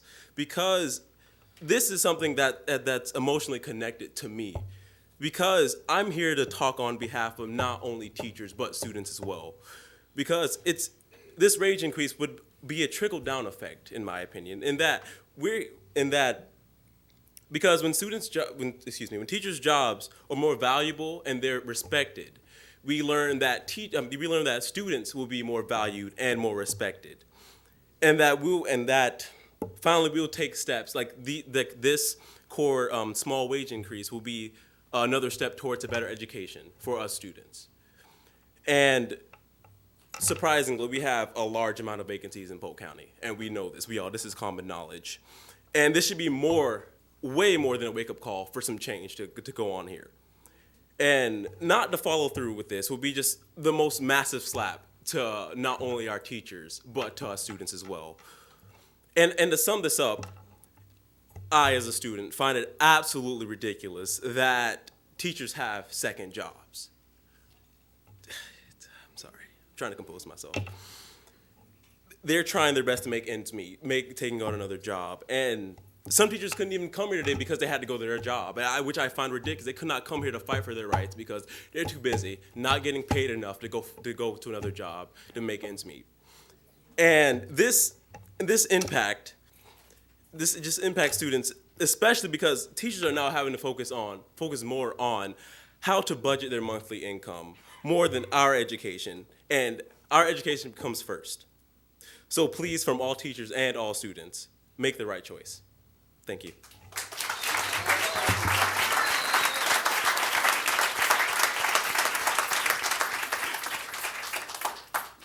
Kevin Caden.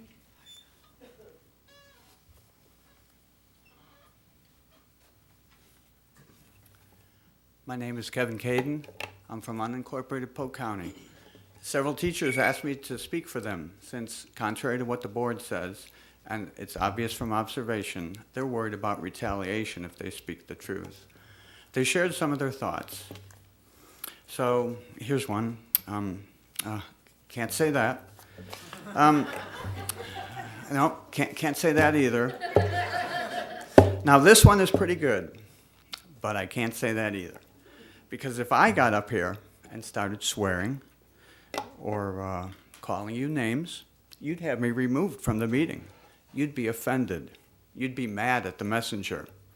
And yet, I can't help but think, at the end of the day, you wouldn't be financially penalized at all. You'd get your pay. The superintendent will get her raise, because it would be a disaster if she went to a district that appreciated her more than here and paid her more money. But everybody knows that teachers don't have that option, because just like the gangs in Chicago operate, school districts across Florida have a stranglehold on teachers working for them. And the more years the teachers work, the tighter the grip gets. You say, but look, we're second best in the state for starting teachers' pay.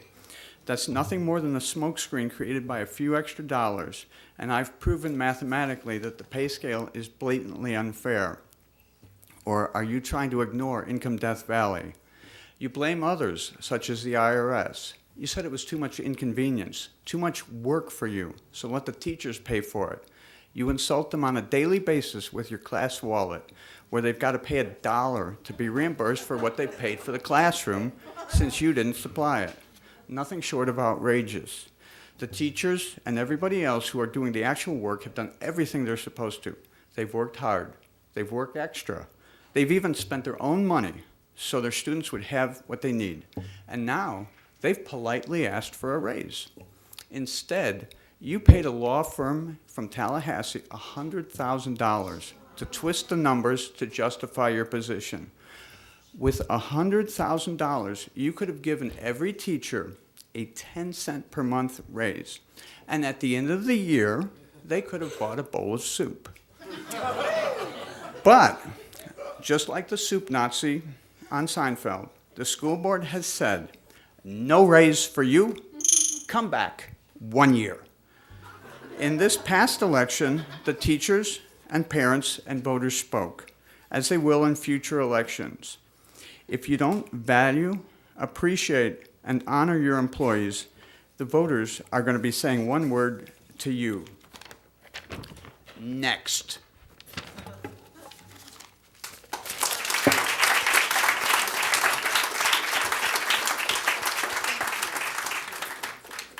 L.D. Wilcox.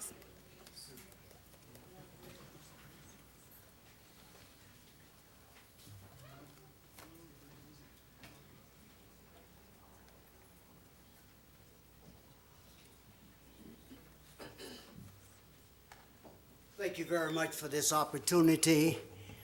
My heart go out for your teachers and especially the students. I'm standing here today not talking about what I heard. I'm embarrassed. 50 years ago, at 50 years ago, we walked out as teachers in this county and all over the state, pleading with our leaders to give us a raise so that we could take care of our families. And this extended family too. A lot of students come to school without lunch money, without clothes, and teachers got to go in their pockets. It's time now that we respect our teachers. It's time now that we think about our children. We owe these children the opportunity to get the very best education. And a teacher cannot be successful in that classroom if they're worried about how they're going to pay their bills. I'm embarrassed these two young people who just got on the board. We should have had this way before you was born. 50 years ago, and we still talk. I don't hear the board, people in the district office complaining about salaries. I don't hear the superintendent complaining about her salary. Why the teachers got to beg and plead with you and worry with children every day? It's a job out there. I've been there. I don't have to ask anyone. I spent 9 years in the classroom, 8 years as a guidance counselor, 10 years as assistant principal, and 9 years as a principal. I know. I've gone in my pockets on many days, and we owe it to these teachers. They shouldn't have to be down here pleading with you. If you can find raises for the district office, you can find raises for these teachers. That's what action is in that classroom. And I'm looking at 3 of you who've been in that classroom. You know where the action is. I don't want to call names, but you know who I'm talking about.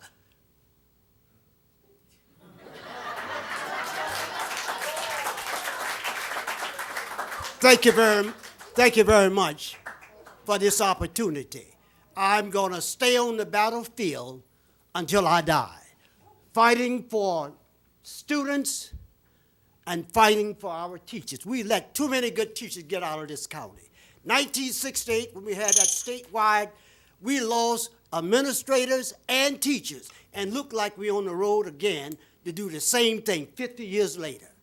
It's up to you. It's up to you to fix it. Thank you very much.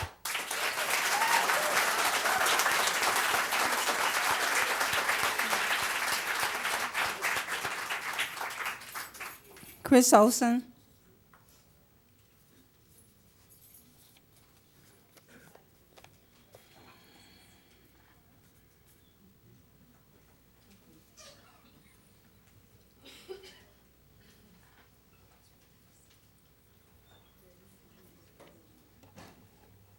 Good evening, my name is Chris Olson. I'm an itinerant teacher with the Fine Arts Department.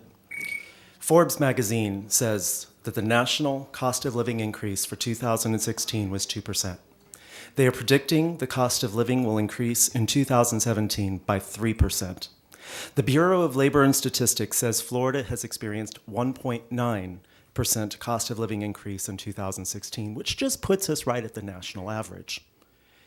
For a teacher like myself, who's at a $45,000 pay level, 3% coming up equals $1,350 more that I have to be paying out of my pocket for a cost of living increase. Now already, just to prepare myself, my rent has gone up by $50 on my new lease that starts in February. Take that by 12 months, that's $600 of that $1,350. Horace Mann Insurance has increased my car insurance rate, even though no car has changed, no situation has changed, from $140 a month to $221 a month, an increase of $81. Take that times 12, that's $971. Already I am out of my pocket $1,571 of that $1,350 that is a cost of living increase. That doesn't count for food. That doesn't account for gas. That doesn't account for utilities, which 2 of my utilities have already told me it's going to be going up. Teachers are paying more than the national average on a cost of living increase based on our salary of $45,000. Yet in 2 years, you have given us 1.5% out of the 5% cost of living raise that is going across for 2 years, 3.5% short of the national average. On December 14th, Ms. Bird, in her holiday letter, said to us, "You always give the best, and you are so appreciated." Words versus actions is what we teach our students. Show me I'm appreciated. Don't tell me it. Because your evidence right now is speaking otherwise. Last night, on the website, you have 180 vacancies. 88 elementary, 86 middle and high school, 6 specials teachers of music, PE, art. Now let's do a low average of those elementary teachers at 20 students per classroom. That's 1,760 students. If those middle school and high school teachers only have 6 periods and only have 20 per, that's 10,320 students. We're talking 12,000 students in our county right now that are not getting a quality education. But your strategic plan says by 2021, you want to be an A district. increase graduation rate to 78.5%, improve public perception, and increase teacher retention rate by 5 percentage points. Do you think that the public perception is going to increase when they see the news tonight of us standing out there? When you cannot hire 180 vacancies and leave 12,000 students behind, do you think you're going to increase your graduation rate? And you won't even give us a cost of living increase. Do you think you're going to keep us and retain us by that 5 percentage points that you want? Madam Chair, members of the board, I am asking you, even as your lawyer said, you can still negotiate in this impasse. Instruct your superintendent to go back and do her due diligence and give us a fair contract.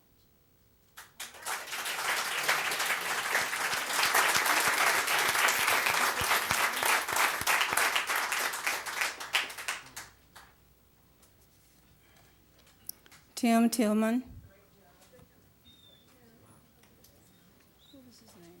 Gotta love these things. The last time I spoke before the school board, I had a sheaf of paper 20 years ago. So I do. I do love my phone. Tim Tillman, and I'm from Winter Haven community. What is the value of a teacher who recognizes that one of his students is entering into a health crisis and acts to protect that child's life? What is the value of a teacher who acts as the sole object of stability in a student's troubled life of poverty, homelessness, abuse, hunger? What is the value of a teacher who reaches the young person previously deemed unreachable, teaches the child previously labeled unteachable, opens a minority student's heart to realize that race does not have to be a barrier to achievement, knows how to communicate their lesson goals to the exceptional student. And as professionals, you know what I'm talking about. Brings an ESOL student to a level of competency, not only in the English language, but in the content area as well. Arrives on campus before their contract time for their students, stays after their contract time for their students, who willingly serves their campus and students and their clubs and athletics.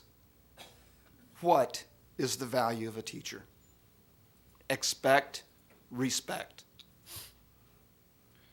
Thank you.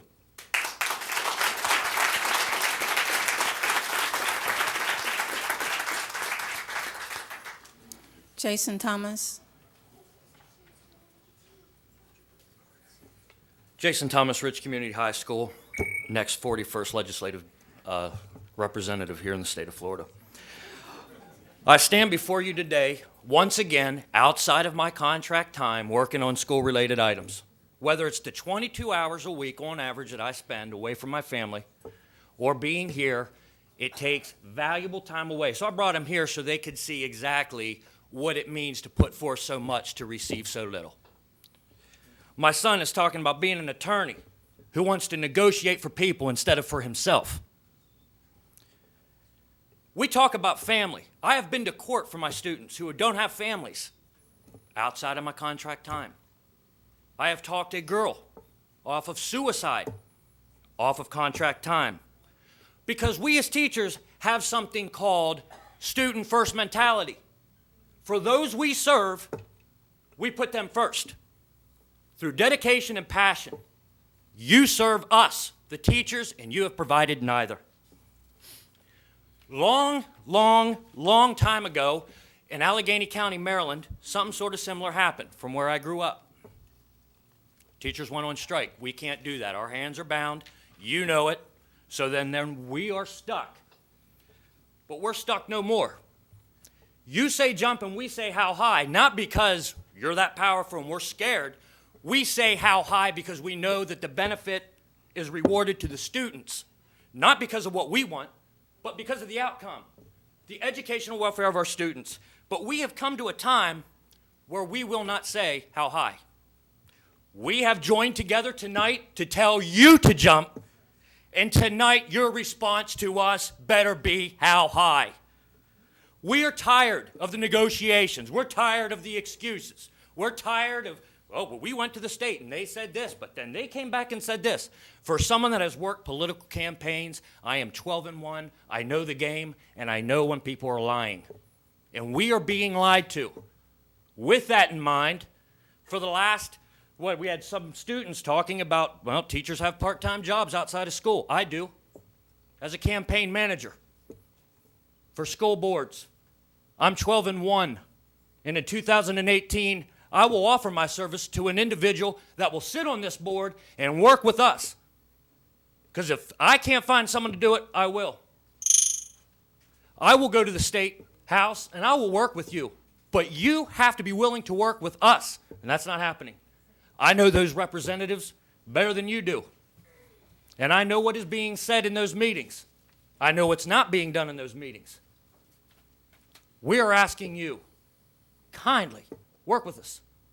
Because trust me, you don't want to work with me if I'm in the State House. Thank you.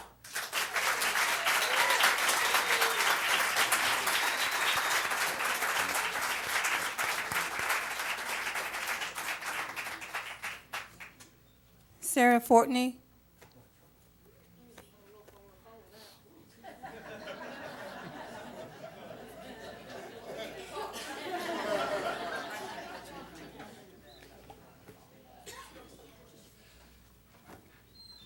I'm going to ask for a little audience participation. My name's Sarah Fortney.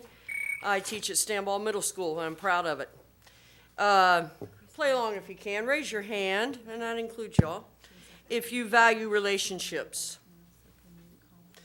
You want a positive culture in our schools and between, oh yeah, good job. You realize that Polk County has a dedicated staff that shows up each and every day to work. You understand that your dedicated staff deserves a contract before we work. You realize that all employees of Polk County are important and expect respect. You value effective teachers and realize that there is no line of people at the door to take our place. You value employees as taxpayers and voters. Please do the right, thank you. Please do the right thing. Support our students, our staff, and our teachers. And judging basically by the number of hands on most of the board, I suggest we have more in common than not. Thank you.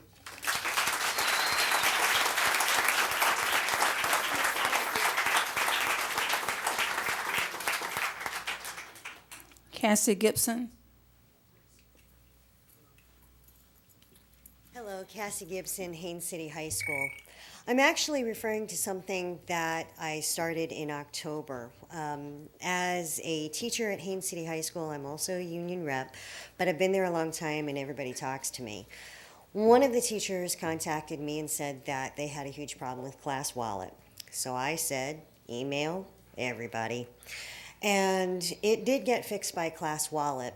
However, last month at the meeting, I stood here and spoke to you and told you that Haines City IB East teachers were having to physically drive over to East Area Adult School to get their deliveries because I don't know why.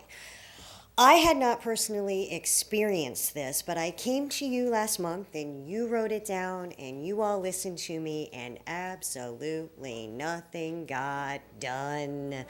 Because I decided if I'm going to speak to this with any authority, I should probably use that grand $264 by myself. So I did, and I went directly through the website of Office Depot, and I am telling you, it was, in a word, bad. It was bad. I got reprimanded by the secretary at East Area Adult School. I got yelled at by my secretary because the order came in the support person's name of Class Wallet. That, of course, is not your problem. But why did my order again go to IB, or not IB, but rather East Area Adult School? Nobody did anything. That night, when I was absolutely done from being yelled at by absolutely everybody about nothing that I had done being my fault. I emailed every single one of you, including Jason Pitts, and the only person to email me back was Billy Townsend.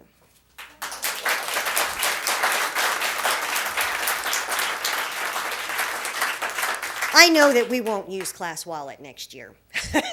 I know that. But I don't think I'd even bother using your $264 anymore.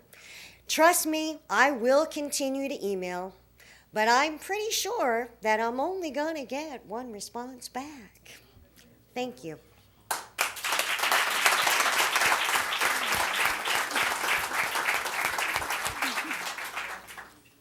Colleen Huddleston.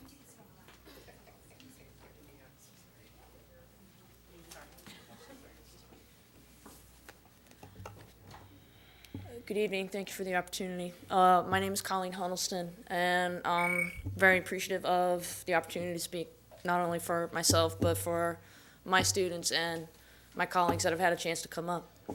I don't really have anything prepared to speech, but I, as an educator, and I'm sure everybody in here would agree that is in the field of education, we do it for the love of the student.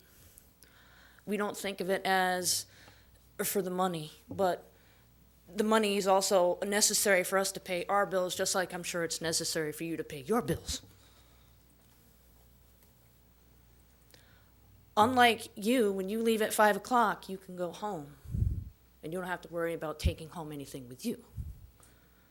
When we leave, we may have to worry about making copies or bringing home stuff to grade.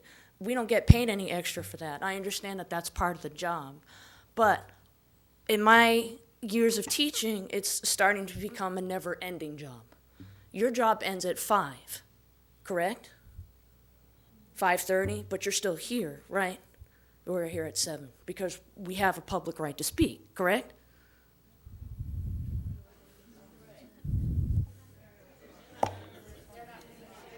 But regardless, okay, all of us are in the job to teach. We want to teach our students. But the one thing that we're having difficulty, especially this year, is teaching them about respect. Respect is given and earned, is not demanded. But since we are at an impasse, common sense would tell you, maybe we don't have any, but common sense would tell you that negotiation still needs to be negotiated between the two parties. Not just one side and then the other side, and then we have an impasse. Things like this are necessary. Why are teachers having to work an extra job? I have 3 degrees. 3.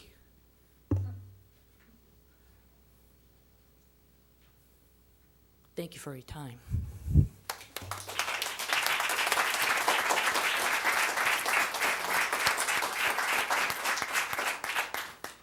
Ray McKinney.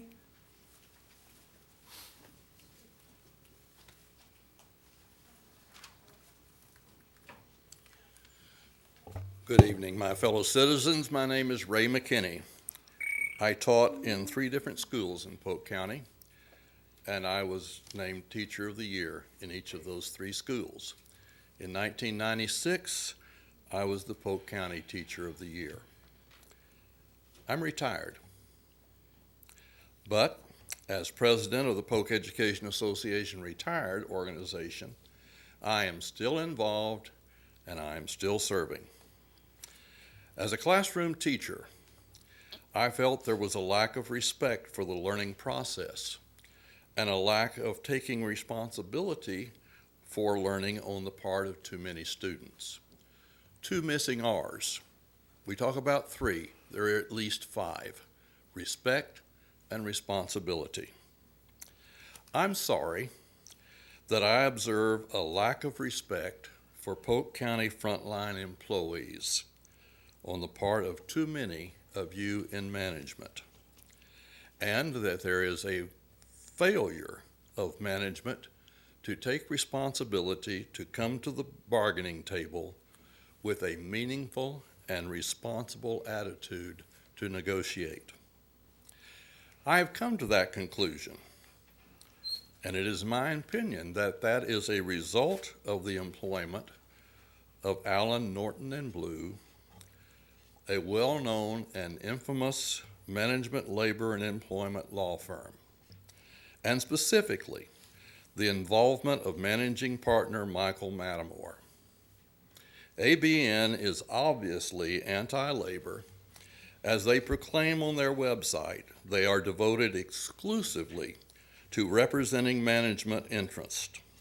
Shame on Polk County School management for making such an alliance to disrespect your frontline workers.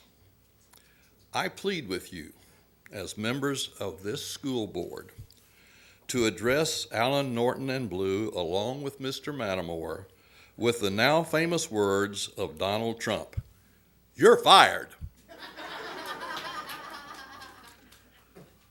So labor and management can get on with the business of settling contracts. Thank you.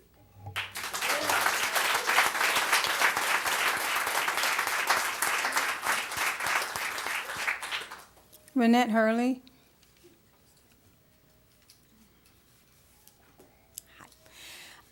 I am not a public speaker, don't really want to be up here. But as a para,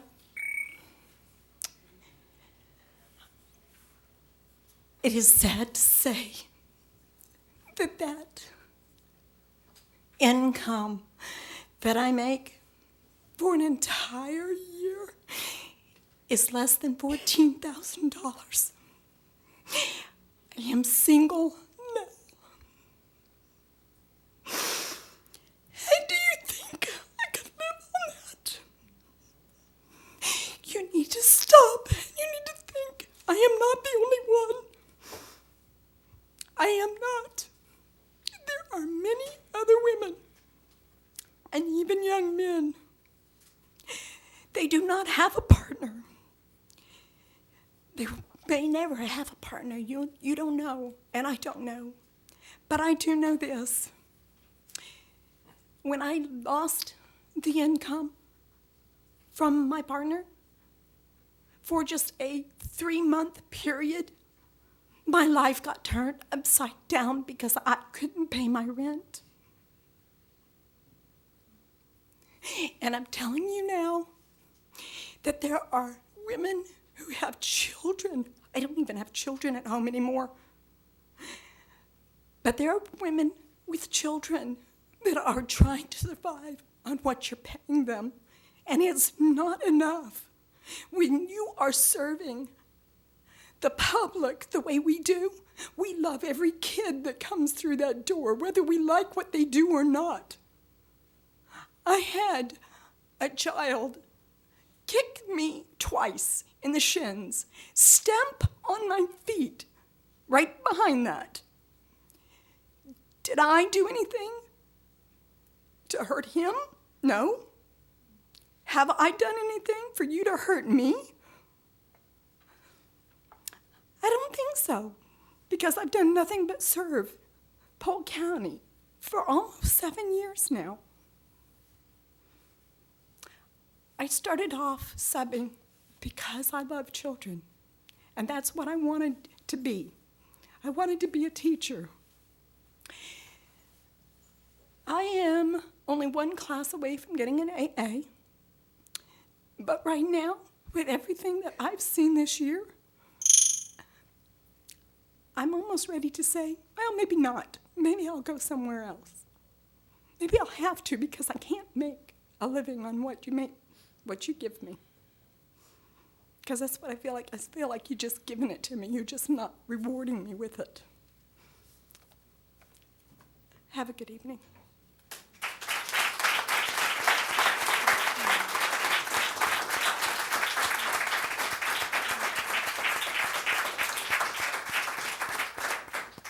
I believe that Christy McCullough is now in the audience.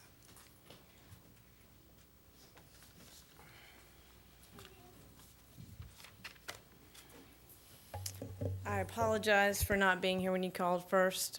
The day started at 7 a.m. at the Polk County Youth Fair for me, and I actually still have students in the heifer ring, so I'm looking to get back. So, my name is Christy McCullough. I teach physics at Winter Haven High School. Yes, I said physics. I've taught in Polk County Public Schools for 15 years at several schools, and I was the lead teacher for the summer physics program at Bartow IB School. I am not now or ever previously a member of PEA, and I am not here to talk about salary. Before I was a teacher, I was a CPA with one of the big 6 firms. I understand fund accounting and the complexity. What I'm here to talk about is why you almost lost me. My certification is very hard to find. Of all the certifications in Florida, less than 0.5% of the teachers can teach physics. That's all. You have at least 2 schools in the county that don't have a physics teacher, that your kids can't take it because there's no one to teach it. 2 years ago, I almost walked away. And the reason is not physics. I love physics. I'm teaching it in the classroom where I learned to love it. It's awesome. But the reason is I don't just teach physics. I always have taught biology or upper level math, and those are the subjects under pressure. Right now, the last year I taught Algebra 2, more than half of my students had not passed the Algebra 1 EOC when I taught them. So they were not prepared for my class. That's the way life is. We teach what we get. We do our best to get as much knowledge into the kids we can. And that's fine. We can't pick the students we get. But what happens now is that we don't get to use our judgment. You don't respect our professionalism and our judgment. Because we spend our planning time, instead of planning, listening to someone tell us how to teach. We are told, we are often sitting in a room where someone tells us a lesson plan. In math, if I'm on a certain page, then I'm automatically going to get a knock on my evaluation. But at the same time, I'm asked, have you differentiated between the students? Are you remediating? And so those are not possible to go and think. In my experience, again, my experience as a teacher, that either the schedule is the king and all that matters, or student mastery is the king. You really can't have both. You can't worship both, okay? Now, what happened to me 2 years ago is amazing, because as I was ready to walk out, my principal came to me and said, I hear you have an ag degree, will you teach ag? Less than 1/4% of all the certifications in the state of Florida are in ag, and yet every high school in Polk County has at least 1, 2, 4 ag teachers. We have people that drive here from Hillsborough County to teach ag. There are people that have camped at the Polk County Youth Fair all week, so their kids. And so the reason I'm here is because of ag. Why is that work? Why will I stay for ag when I won't stay for math? Just think of that, please. Thank you.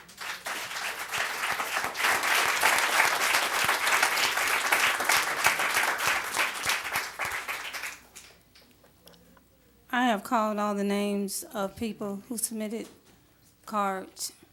Mr. Bridges, I guess what I would ask you is, the next step here is mediation. That is the next step in the impasse process unless the parties waive it. Okay.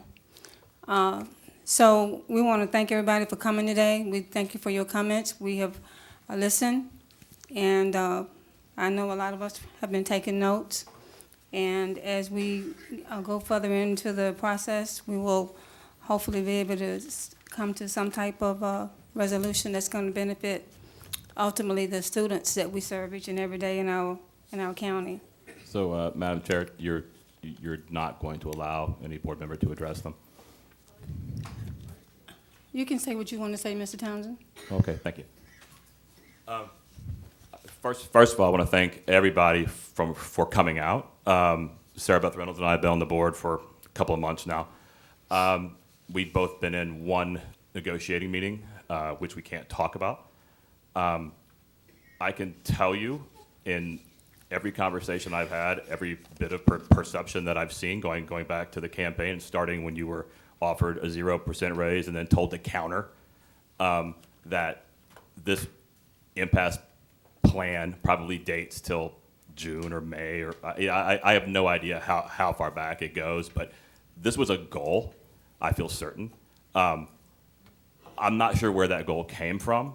I can tell you that it is not a goal for me. I will fight it with everything I have, which for the most part is, bear with me, it's you know, which is at this point primarily public opinion. You know, I think we had a fantastic meeting with our legislators on the day that the impasse was announced. It was a noon meeting. I came out of that meeting so fired up because for the first time in 20 years, Tallahassee's starting to crack, and it's because people all over the state are rejecting that model. It's not because anybody's asking nice, and so I was very excited and looking forward to working with all of you to start driving a meaningful reform of that model here and in Tallahassee both. And then at 4 o'clock, I got an email and a press release announcing that we were at impasse with you, which that's just terrible stakeholder management. I want to apologize to you for that on behalf of whoever works for me in this district. You know, that's a lesson we need to get better with. And I think when you really look at this entire impasse, it's a question of professional stakeholder management. You guys are extremely important stakeholders, probably the most important. I'm not going to sit here and lie to you and tell you that we can give you a raise that's going to change your lives. We can't. But we're not going to lie to you, or at least I'm not. And you know, you deserve much better than you've gotten. I do not believe this board or this district has negotiated with you in good faith, and I will say that to anybody who asks. And I hope that we will withdraw this impasse. Whether that's done in a formal way, I'll be happy to make a motion right now to do it, or if it's just something that we actually do during mediation when we actually negotiate. You know, if I were to make a motion right now to withdraw the impasse, is that something that's legally possible to do? If the board declared it an emergency and voted to change the agenda, they could. It is probably more appropriate for a subsequent meeting after conversation and placement on. Yeah, I mean, I think that's, if the intent exists to negotiate with you guys in good faith, we'll negotiate with you in good faith. It doesn't really matter if I make a motion right now. But I want you to understand what my intent is, and you know, you are why I ran. I make a lot more money than most of you guys make. And I'm sorry about that. I don't deserve it compared to what you guys do. I'm not willing to do what you do, and so I think that it behooves me. It is incredibly important for me to put your interests and the interests of our kids ahead of everything we do. So I appreciate your comment, and thanks.